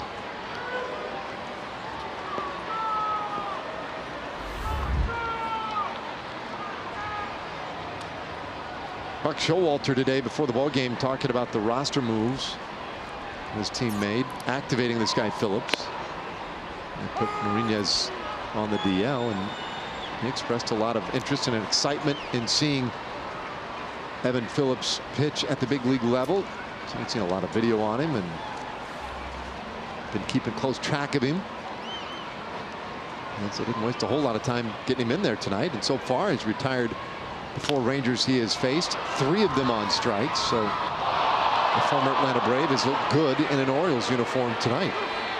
Yeah, the other guy in the bullpen, another guy in the bullpen, Cody Carroll. The Orioles got him from the Yankees. Evidently, he's got a great arm. Gets it up there in the upper 90s. We'll probably see him before these 4 games are over, too.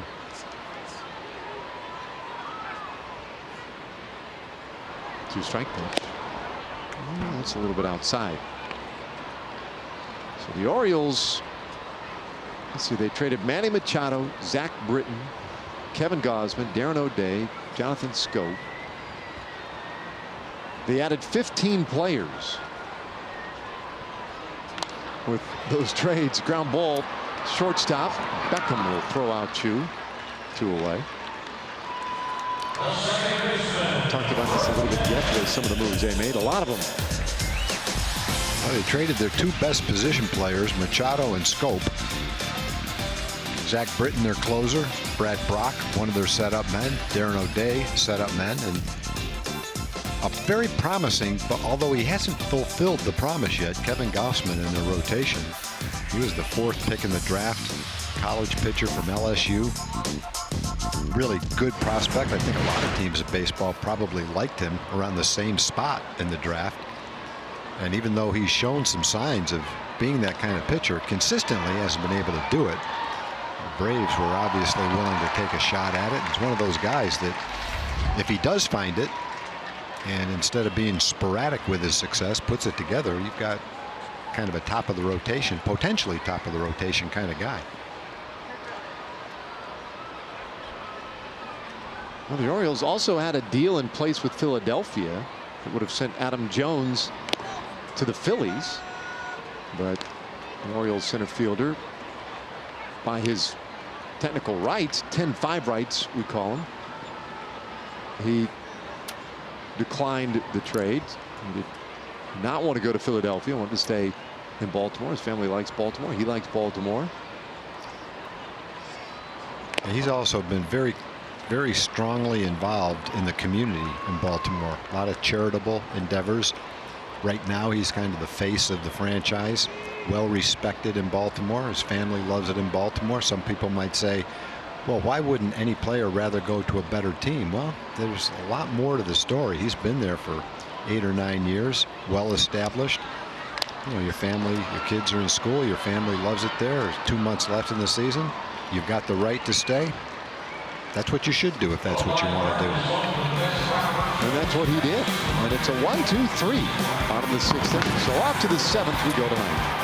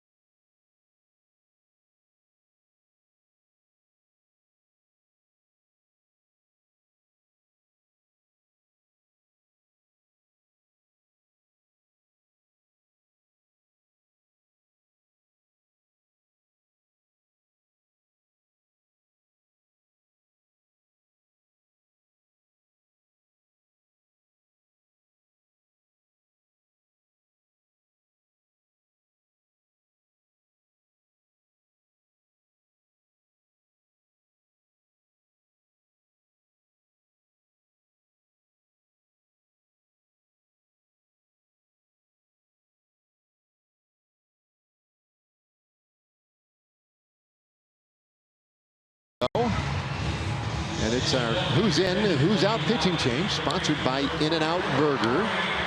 Cody Guerin, the man who is in, comes in here to pitch in the 7th inning. The guy who was out, Alex Claudio, done after his 1 inning of work. Yeah, Cody's throwing the ball well for the Rangers. 10 innings, only given up 5 hits. 9 strikeouts, 152 opponent's batting average. Sinker, slider, and a changeup. So he'll get the 9th place hitter, Caleb Joseph, and then back up top, VR and Beckham. And those two have combined to be pretty productive so far in this series. First, though, Joseph, who was 0 for 2.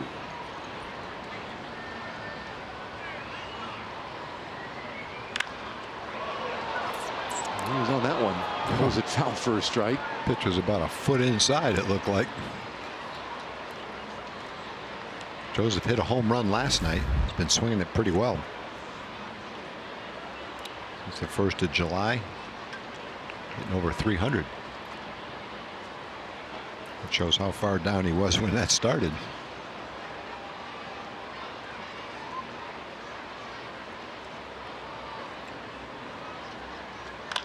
This ball wrapped down to third base, and Beltre right there on top of it.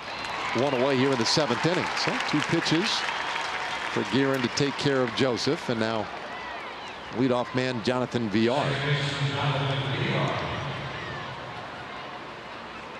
So you'll see in our in-game box score, VR and Beckham have combined for 4 hits so far tonight. Yesterday, those two combined for 5 hits. So they've gotten some production up top.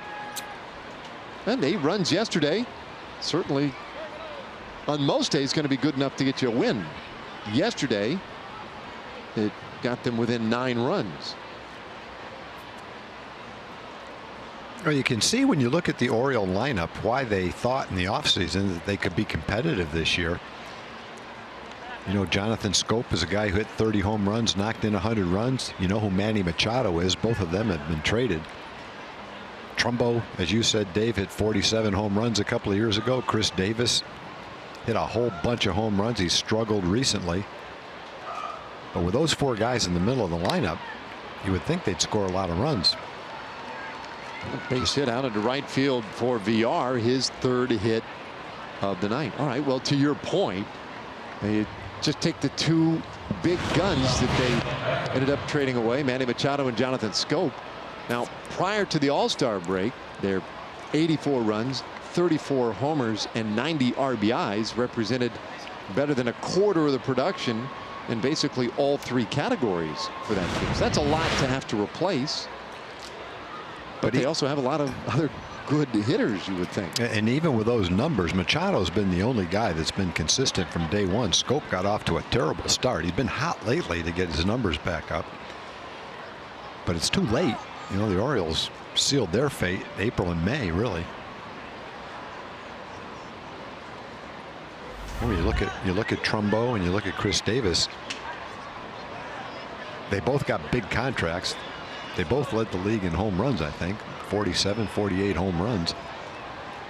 And so when you know, maybe you overdid it a little bit with the contract, but at the same time, you don't expect guys to go from upper 40s in home runs down to the teens or lower 20s. They just haven't had the consistency of production that they expected when they signed both of those guys. But, you know, power hitters and those two, they're streaky. They just haven't had their streaks yet. And if they do, it's too late. Little number down the first baseline, and Guzman will take it to the bag. Beckham retired. VR goes to second base, 2 away.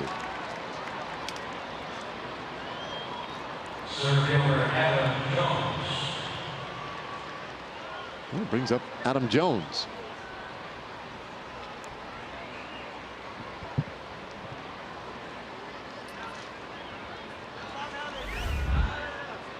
Well, the Orioles general manager Dan Duquette, I mean, look, they traded off a lot of names, and it's going to be a very different looking Orioles team next year.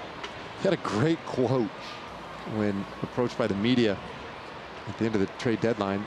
Said something to the effect of, I heard it's easier to tear down the whole house and rebuild it from scratch than to simply renovate one room at a time. And so That's probably true, and I think they're doing what they need to do. They finally got a commitment from ownership to do that. You know, Dan Duquette's a guy he's built teams before and done a good job of it, and now he's finally getting to do what he wants to do. Well, ground out to short ends the inning. A 7-pitch inning for Corey Guerin. Now time for God Bless America as we turn it over to Chuck Morgan.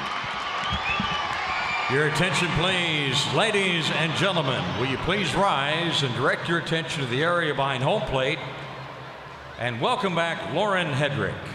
In honor of all the veterans who have served our country and the servicemen and women who are currently stationed at home and around the world, Lauren will now perform God Bless America. God bless America, land that I love, stand beside her and guide her through the night with the light from above, from the mountains to the prairies, to the oceans, wide with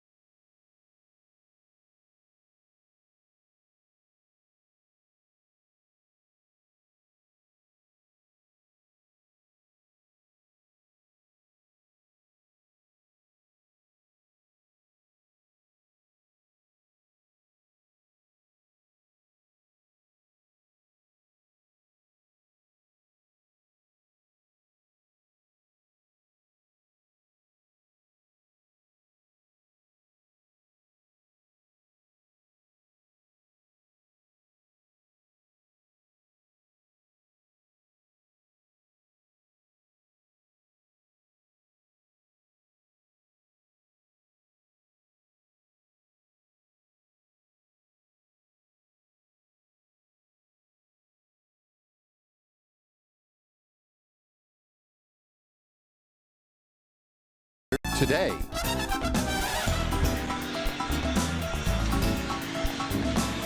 Well, it's a 5-run Rangers lead, and we move to the bottom of the 7th inning. And you mentioned it earlier, some interest in seeing Cody Carroll pitch, and so the Orioles oblige. Here he comes.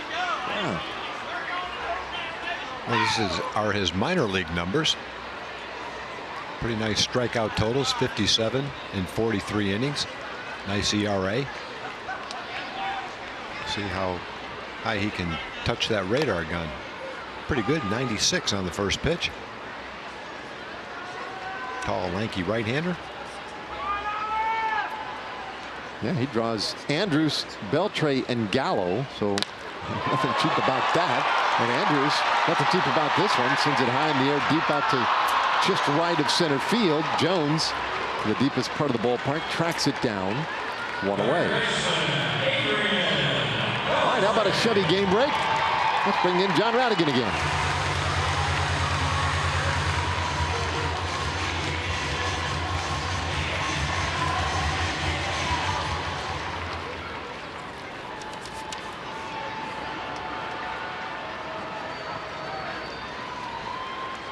All right, thank you, John. Adrian Beltre stands in. He takes low. Beltre 1 for 2, hit by a pitch earlier tonight. Ooh. Right off the face mask of Caleb Joseph.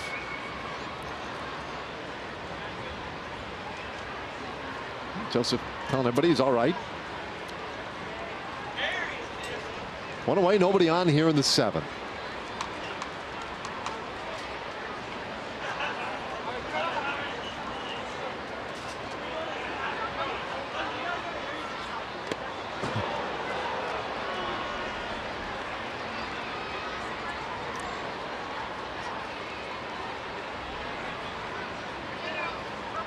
Well, Cody Carroll, acquired by the Orioles from the Yankees, part of that Zach Britton deal. 25 years old, and gets Beltre to swing and miss. Every time you see a new pitcher, you wonder who he reminds you of, and some of our fans might remember a guy named Eric Plunk.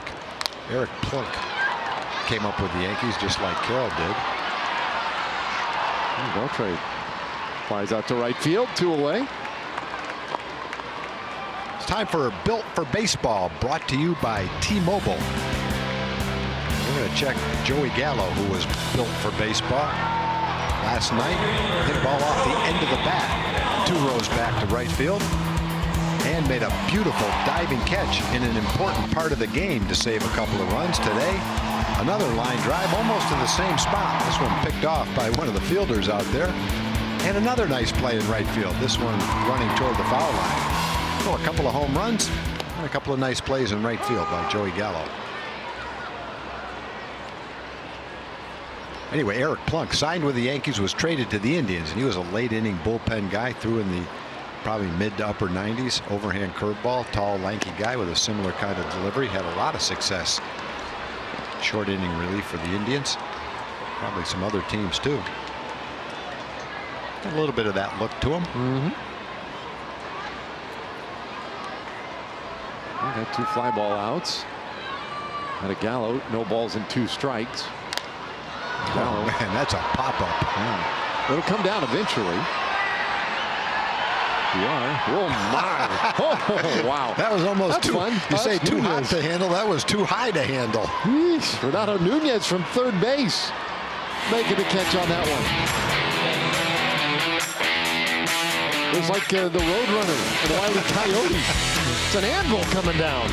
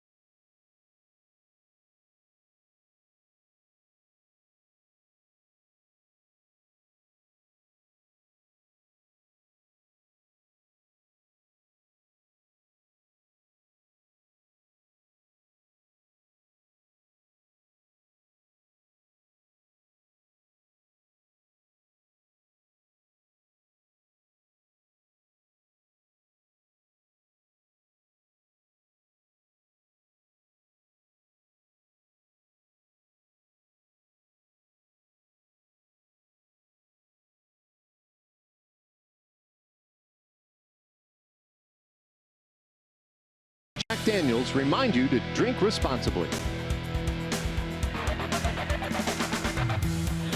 A big night for the Rangers offensively, leading 8-3 as we move it to the 8th inning. You can enhance your next game day experience with the MLB Ballpark app.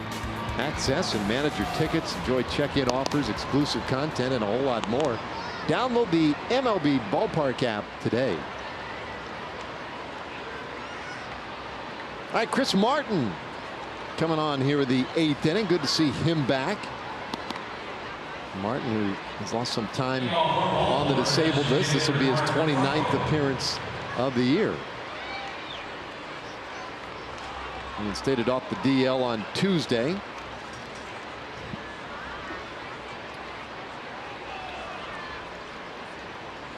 In fact, so far this year, the Arlington native has gone to the DL 3 different times. And a little right forearm irritation, right calf strain, and then the last stint, which was a left groin strain. But here he is, back with a big club and going after the heart of the order here. Trumbo whips one high in the air to the right side. Long run for Gallo, and ran out of room. Mark Gallo, by the way, just his 8th game in right field. And they've all come here quite recently. He has done a nice job, all things considered. Very smooth transition. In fact, he has 4 outfield assists since the All-Star break. Yeah, I think the one thing that I've noticed from Joey this year is as the season has gone on, his arm has become more accurate. He's always had the arm strength, but boy, recently those throws are starting to be right on the mark. Not that he was wild with his throws, but I think he's just improved to the point where they're even more accurate now than ever before.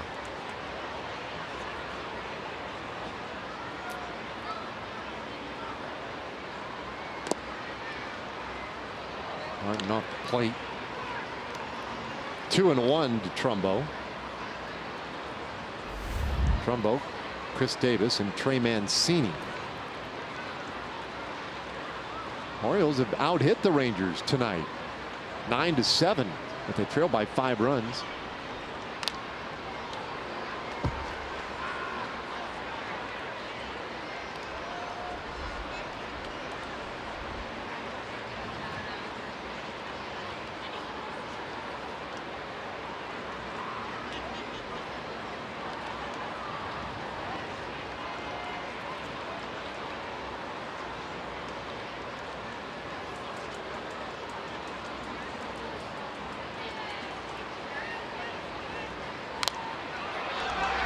Another pop-up foul.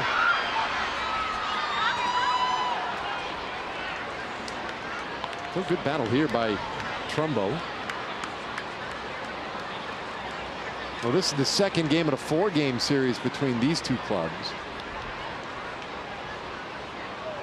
Some other interesting series out there tonight around Major League Baseball. One of them, a rematch of the World Series, Astros and Dodgers in LA. 1-0 Dodgers lead early in that one. Fly ball out to right. Gallo was there. And away.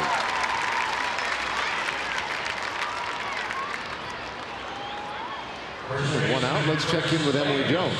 Well, talking to the young guys, it's interesting to kind of pick their brains about things that they've learned at the major league level, things that they've, brought with them from the minor leagues, lessons that they've learned, and of course continue to build on that. But I asked Guzzi about, his offense and his defense, if he's able to separate them, and he was emphatic about the answer being yes. And he said it's because when he was in the minor leagues, he would get to first base, and if he had a bad at bat, he would kind of mimic a swing during other guys at bats. And he said they got on him really early about how he had to leave that, in the past, and he's got to focus on the defensive side of it. So it was interesting to hear his response and why that lesson stuck with him so much. And he says it's something that he relies on still now, is to not take the defense to the plate and not take what's happened at the plate to the field.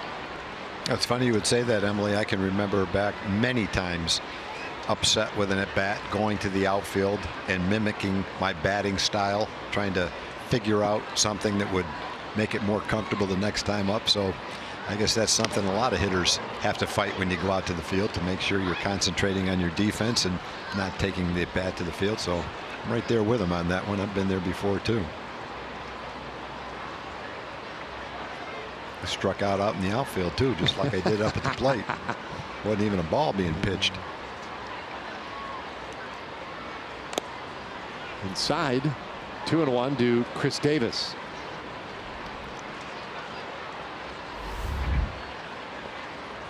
Yeah, it's funny. You hear that all the time. Don't take your at bats with you out to the field.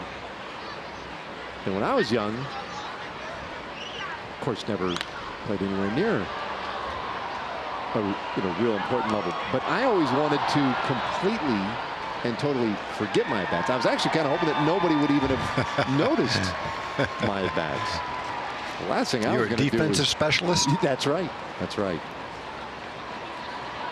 Well, what you had to be careful of is not to take your defense into the bench with you when it was time to hit. Like if you made an error, don't let it bother you when you come into the plate. It might affect your hitting. How come hitters never stop between pitches and mimic, taking a ground ball, get down on a knee? Davis strikes out, 2 away. Yeah, that way, if you find a hitter on the bench while his team is hitting, going through defensive routines, getting down, pretending he's fielding a ground ball or a pop-up, let me know. I'd like to watch that guy. He'll be rare. That'd be awesome. Turn that whole thing on its head. Well, here's Mancini. 0 for 3 with a couple of strikeouts tonight. 8-3 Rangers lead.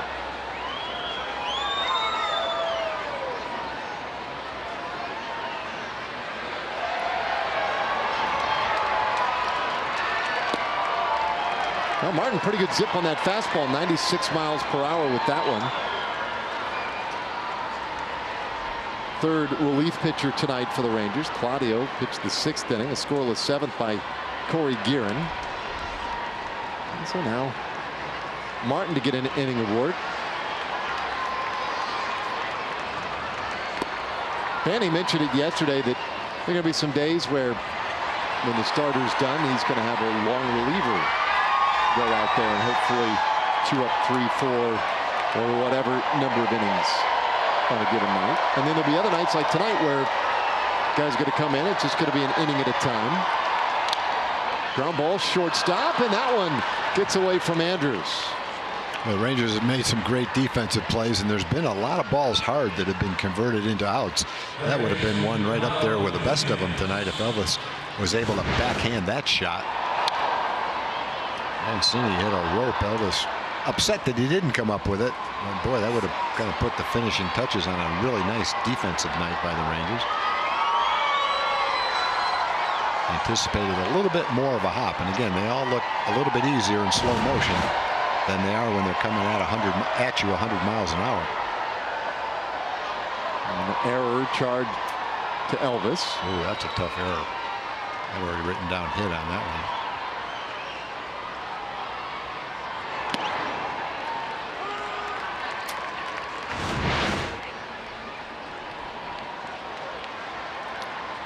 Thought it was going to take a bigger hop and didn't come up like he thought it was going to come up. What is that? You suppose that's like top spin? Maybe. Yeah, could have been.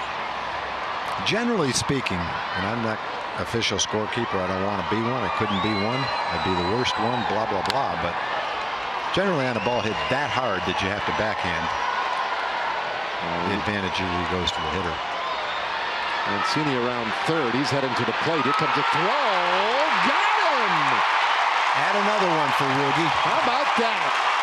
Nunez blasted an extra base hit to the power alley, but the relay came to Odor, and he delivers an assist. Well, this is about as good as you can make a relay throw.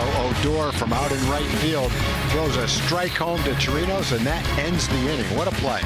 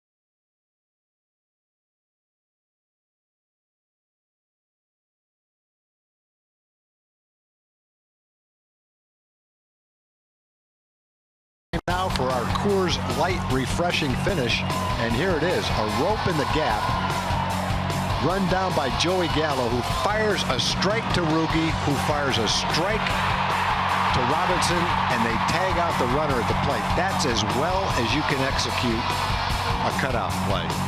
The outfielder sprinting to the ball, cutting it off before it gets to the wall, throwing off balance, a strike to the infielder, who then turns and throws a strike to the plate.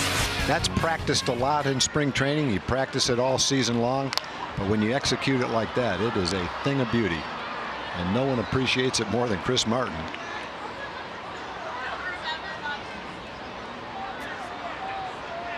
So now in the bottom of the 8th, Mike Wright Jr., the right-hander, has come on here for Baltimore to make his 32nd appearance.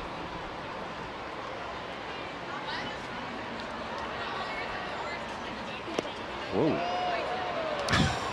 I was getting ready for that one to bounce off his helmet. You're going to get it in the helmet. That's the one you want to hit you. 75-mile-an-hour hanging breaking ball.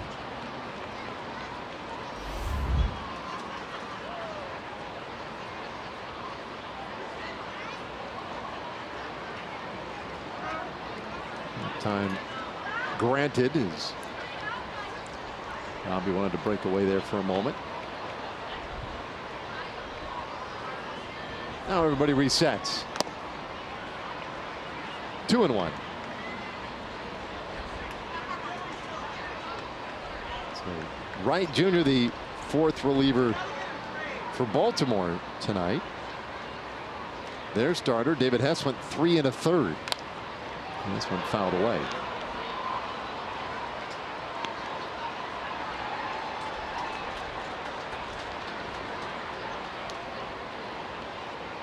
Well, Rangers trying to take the first 2 games in this series.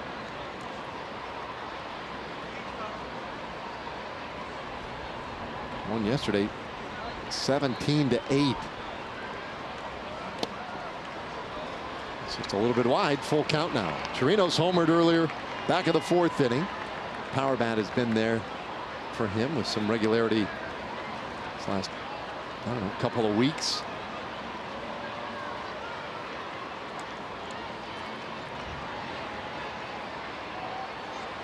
Now the payoff. And that is outside, ball 4. So a walk to start the bottom of the 8th inning. Tomorrow, another night game, 7:05 for the first pitch. Our coverage will begin at 6:30 here on Fox Sports Southwest. And our Ford probables. How about the similarity in numbers between Dylan Bundy and Mike Minor so far this year? It looks to be a fairly even pitching matchup. A couple of 7-win pitchers.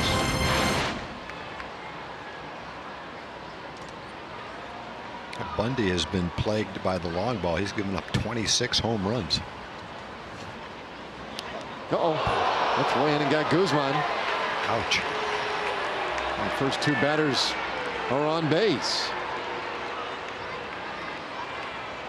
Second hit batter of the game tonight. 62nd time a Rangers hitter has been plunked. And the hamstring. Looked like a cut fastball that cut too much. Trying to throw it inside, but just hung on to it a little bit too long and yanked it.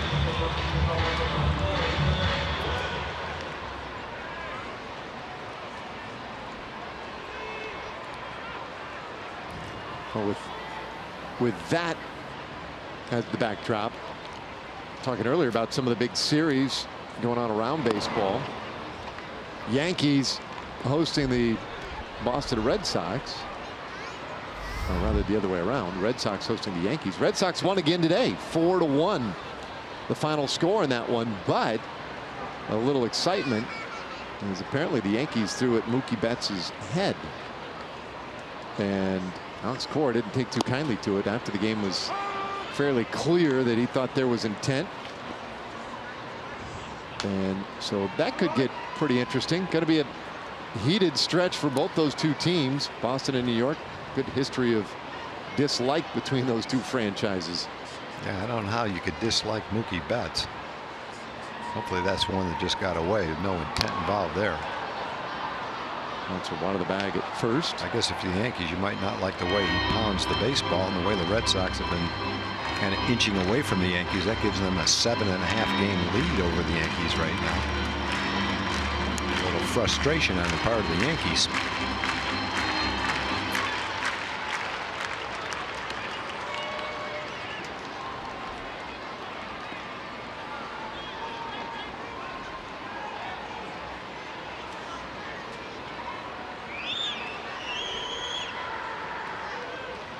All right, little command trouble early on here. The 1-2 pitch though on the way to Calhoun, and that is outside. 2-2. So we'll look at the American League East standings now, and she mentioned a 7.5 game lead for Boston over a New York team that's pretty good. Yep. And all that means is if the Yankees end up in that position, they're going to have to play in the wild card game. Anything can happen.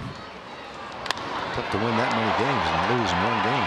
Calhoun lost one deep out to left center. Jones missed it on the backhand. Chirinos is in. Guzman to follow. It's a 2-run double for Calhoun. Rangers in double digits again tonight. 10-3 to score. Well, Wright got himself in trouble with a base on balls to Chirinos, a hit batter. A couple of men on. Willie shoots that ball in the gap in left center field. Well, that's not a strike. That's pretty nice hitting right there. That ball's up and out of the strike zone. And Willie gets on top of that one. Adam Jones can't quite come up with it. Kind of compare that to the last inning when Gallo cut one off, hit the cutoff man, and Ruby threw him out at the plate. Orioles might have had a chance for a similar kind of play, but they weren't able to execute quite like the Rangers did.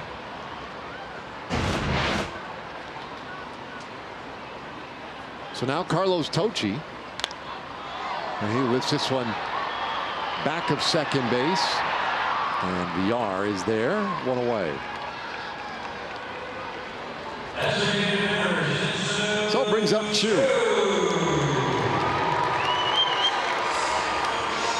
0 for 3 with a walk and a run scored.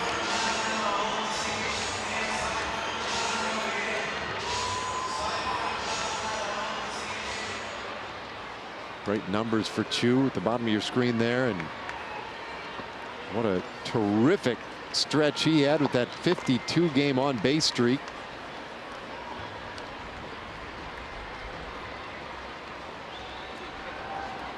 Four for his last 19, however.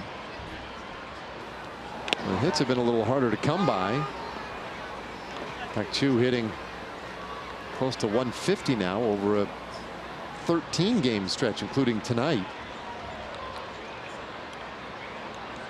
There's Calhoun. A couple of doubles yesterday, 2-run double here tonight. 1-1.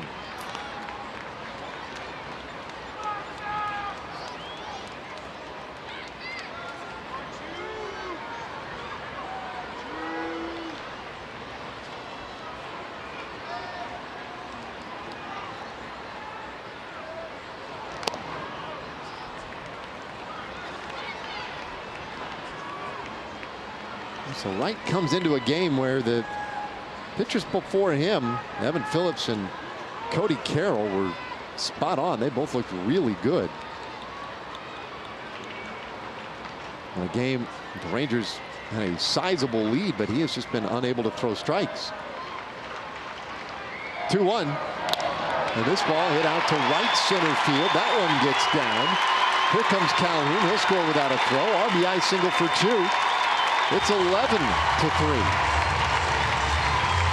Well, the Rangers doing what they did last night. They had the one big inning today, but they scored early and they're scoring late to go along with it, adding to their lead and swinging the bats.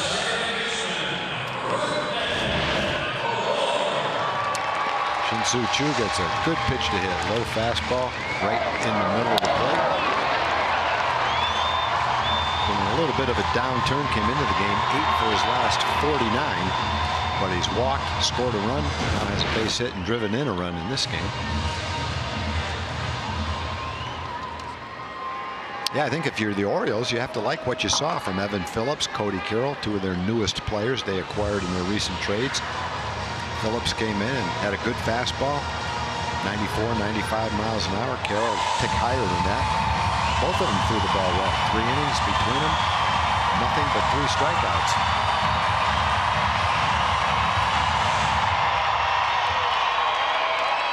Well, good crowd tonight, 22,544. They await some fireworks afterwards, set to the music chosen by Eric Nadel. Odor with a big swing and a miss. And watching Cody Carroll in the dugout, I don't mean to speak for him. I have no idea what his thoughts were about the trade. But as far as opportunity goes, I think he's got a much better opportunity here with the Orioles. The Yankees loaded with late inning, hard throwing bullpen pieces. Had a chance to come here and establish himself as a late inning guy and get a great chance to do it. Fly ball left field. 2 away.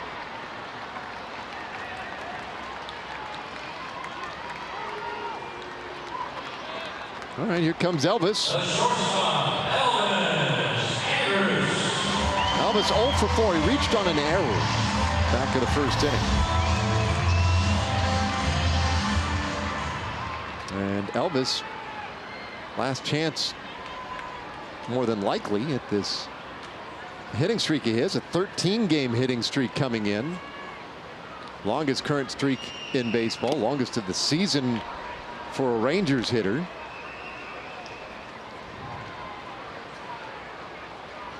Now Lourdes Gurriel in Toronto now with an 11-gamer, the rookie. Hosmer, a 9-game streak for the Padres. But Andrus right now leading the way, but he's going to have to come up with a hit here. And a whole 0-2. The other thing that Elvis has done, if you want to separate out the road games, take those out of the equation, it's 16 straight home games in which he has hit safely. That's the longest home hitting streak for a Ranger since 2015.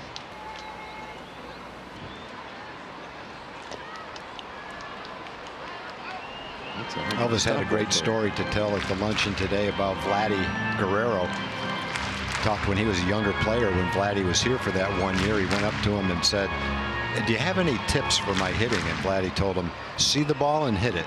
And Elvis said, yeah, I know that, but anything technical, how to hold my bat, how to stride, nope, just see the ball and hit it. And then over the years, when Elvis would get a little too technical with his swing, a little too scientific, he'd go back and think of what Vladdy told him and kind of drop all the thought process and just go up there and look for the ball and hit it. He said it's been more than occasionally where that advice from Vladdy really helped. If there's ever a guy that saw the ball and hit it, Vladdy was the guy.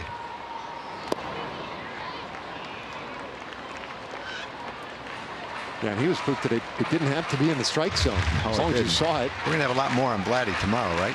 During the game? Mm-hmm. Looking forward to that.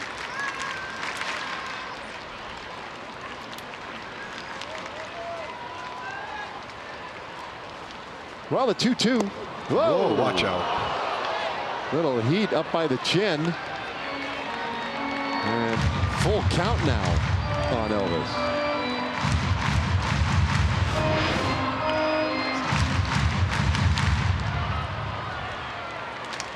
Well, you're very vulnerable when you open up, turn your hips, and get in that position. It's great when it misses you. If it doesn't, you hope it fouls off your bat and avoids hitting your right shoulder. Fouled away, and Andrus will see another. 3 runs in this inning. One of the most amazing swings I've ever seen. Ruben Mateo was in Boston as a young player facing Pedro Martinez, and he just opened up a little too quick, probably trying to overcompensate for not being able to catch up with Pedro's fastball. Took a full swing at the ball, and the ball hit him right in the chest. Missed everything and hit him right in the chest. And took a full swing at it. That was okay after it happened. Chopper up the middle, and that's a base hit. Andrus extends the hitting streak to 14 games. So he got up in the 8th inning, his 5th at bat of the night, and he came through. Sinking fastball. Elvis, kind of a protective swing with 2 strikes, trying to put the ball in play, make some contact. And he does that. Big hole up the middle, and he found it. Struggle this inning for Mike Wright, and it started out with a walk and a hit by pitch. Since then, a double and a couple of singles.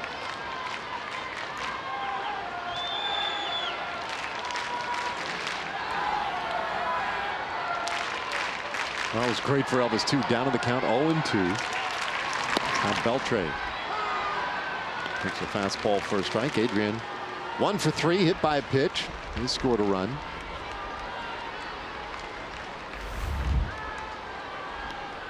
Now, this was likely to be the Rangers' last at bat this 8th inning. The game they led handsomely. They have added to the lead.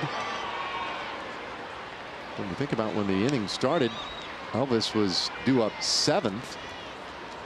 Not a real high probability that he would get up with that chance to extend his hitting streak, but he did and got it done.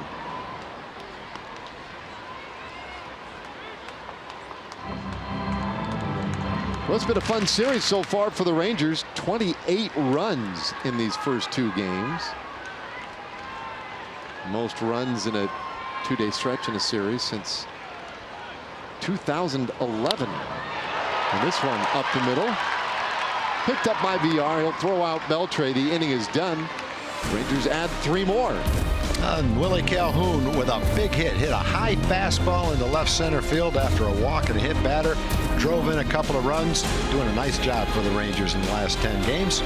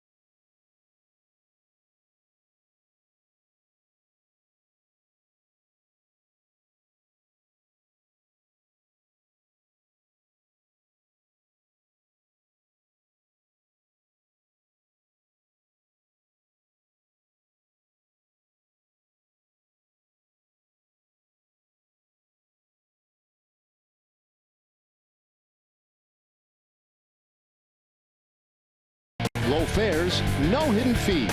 That's transparency. By Ford. Visit your local Texas Ford dealer during the Ford Summer Sales Event. Ford is the best in Texas. And by Shiner Light Blonde. It's light done right. All Rangers once again tonight, 11-3 the score. And now 9th inning. It's going to be up to Austin Bivens-Dirks. Called upon here in the 9th inning.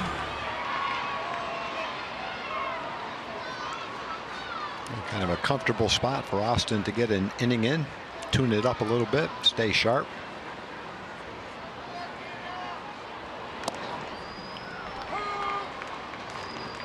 Well, it gets the 8th and 9th place hitters, and then back up top for Jonathan VR. Jace Peterson has walked a couple of times, 0 for 1.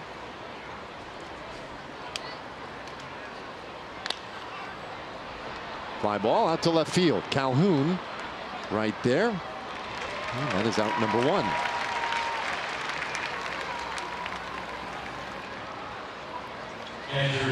With Austin Bivens-Dirks, that was part of the story last year for him. Used both as a starter and as a reliever. And really a little bit more often in relief. This is the 4th time the Rangers have used him in a relief role.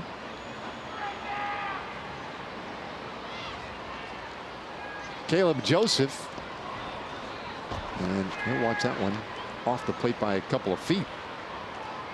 0 for 3 tonight.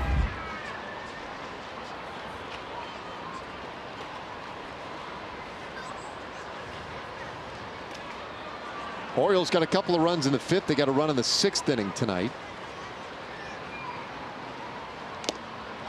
And it's 1-1.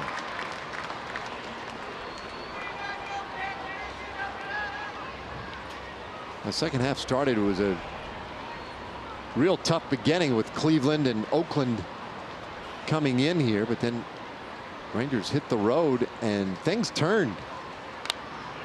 Now back, it's 1-2. They swept Houston, split the 2 games in Arizona, and now a convincing win yesterday, 17-8, leading today 11-3.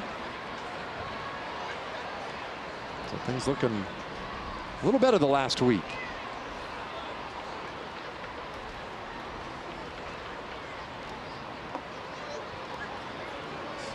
Two and 2. Orioles, meanwhile, oof. They still got 2 more months to play, too. Yeah, in that division with the Yankees and the Red Sox. And you know, they're going through the right process now.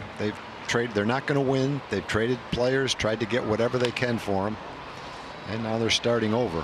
So however bad it is right now, it's not likely to get much better for a couple of years. Hopefully there'll be some bright spots.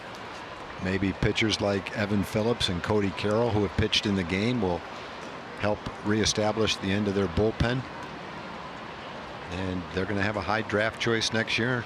Hopefully they'll hit on a great player and eventually be back. But it's going to be a long process. We talked about the Astros. They went through that process and lost 100 games 3 straight years with no guarantee you're ever going to get out of it. They did. But a lot of teams trying to do the same thing, and every one of them is not going to succeed. No, the low point for the Astros in that stretch was that year where they went 51 and 111. And I mean, that's a pretty awful season. These guys are pacing for worse. That's what's amazing to me. Yeah. And they didn't. This was not the year they intended. This was a year to contend. So Jonathan VR now with 2 out. Well, VR has been a nice addition for them. They needed somebody to hold down the leadoff spot, and that's what he has done for the most part in his career. His bat at the top of the order, and 2 hits yesterday, 3 more today, so he's done a nice job for him. 1-1 the count.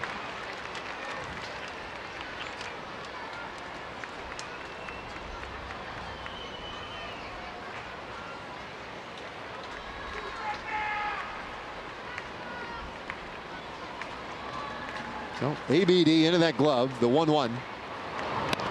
Whoa, that was VR trying to get all 8 runs back on that one swing. Yeah, he couldn't catch up to that ABD fastball. Swung underneath it a little bit. I bet he cuts back on his swing right here. Try to make some contact. That was Carlos Gomez-esque. 1-2.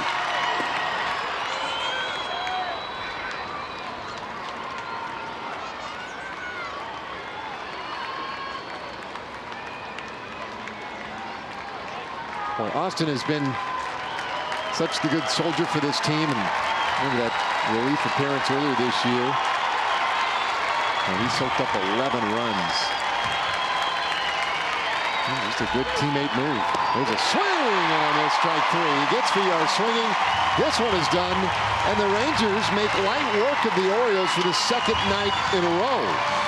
Home debut for Ariel Urado. Picks up his 2nd victory. 11-3 our final score. Well, that was fun. We see the continuing development and acceleration of Rougned Odor with a grand slam tonight. Offensively, just another really good evening. A 7-run fourth, propelling the Rangers to the 11-3 win. Well, the Rangers had 3 home runs in the game. They all came in the 4th inning. Joey Gallo, a similar home run to the one that he hit last night. Line drive to right field. That was Joey's 28th of the season. Robin Cittarino's a long one down the left field line. That was his 15th of the season. And then Rougned Odor with his 12th capped off a 7-run inning with a long grand slam down the right field line. Big 7-run inning, 3 home runs in that inning. The Rangers stay hot, double-digit runs, double-digit hits. Yep, a lot of great performances in this one, a lot of potential heroes. And the one we pick out tonight, Joey Gallo standing by with Emily Jones. Thank you very much, Joey. You guys as a team, really since the All-Star break, have been playing pretty well. How does it feel to kind of come together offensively and as a whole? Yeah, I mean, it's nice to win games like this that aren't really nail biters, and I think it just, you know, for our team, and at least for us offensively, I know we're in the cage every day and we're working, and we knew that we would get it. And it's just about the patience that we had and all the hard work paying off now. So, you know, just try to enjoy it while we're hot. For you guys as young kids, you know, you see the future of this organization, then you see a guy on the mound, you know, today making his 3rd major league start. How encouraging is that for you guys to kind of see a glimpse? Yeah, it's awesome. I mean, it's so fun to, like, look around the clubhouse and see guys that I played with in rookie ball, and just the youth we have on this team. It's really special, you know, and you know, it's kind of part of that process that we're going through right now, but you see a glimpse of it here and there. Like, we have a lot of special talented players, and they're all under 25 years old, a lot of them, besides AB. And just had to get that in? I had to get that in. But yeah, I mean, it's special to look around the clubhouse and see the talent we have here, and it's coming together. For you, it's not easy moving around the field and up and down the lineup the way you have this season. Have you just, I guess, learned to embrace it as far as where you are every day in the lineup and where you're playing? Yeah, I mean, the lineup is the lineup. I don't really care about the lineup. You know, I'm still standing in the same batter's box. It's different in the field, you know. I just kind of embrace it. I'm like a 6'5" utility guy now, so I just have to embrace that role. And, you know, I take pride in being athletic, so I can move around the field and help guys out where they need help. So, you know, I don't mind at all. Joey, thanks for the time. We appreciate it. We'll send it back now to you guys. Yeah, one of the larger utility guys in the game, but he does a great job of it. Helped the Rangers today to the 11-3 win. Well, John Radigan, Mark McLemore, and Pudge Rodriguez back in the studio getting ready to break this one down for you. For Tom Grieve, Emily Jones, and a whole lot of us, I'm Dave Raymond, inviting you to stay with us. More coverage of tonight's Rangers victory coming up right after this.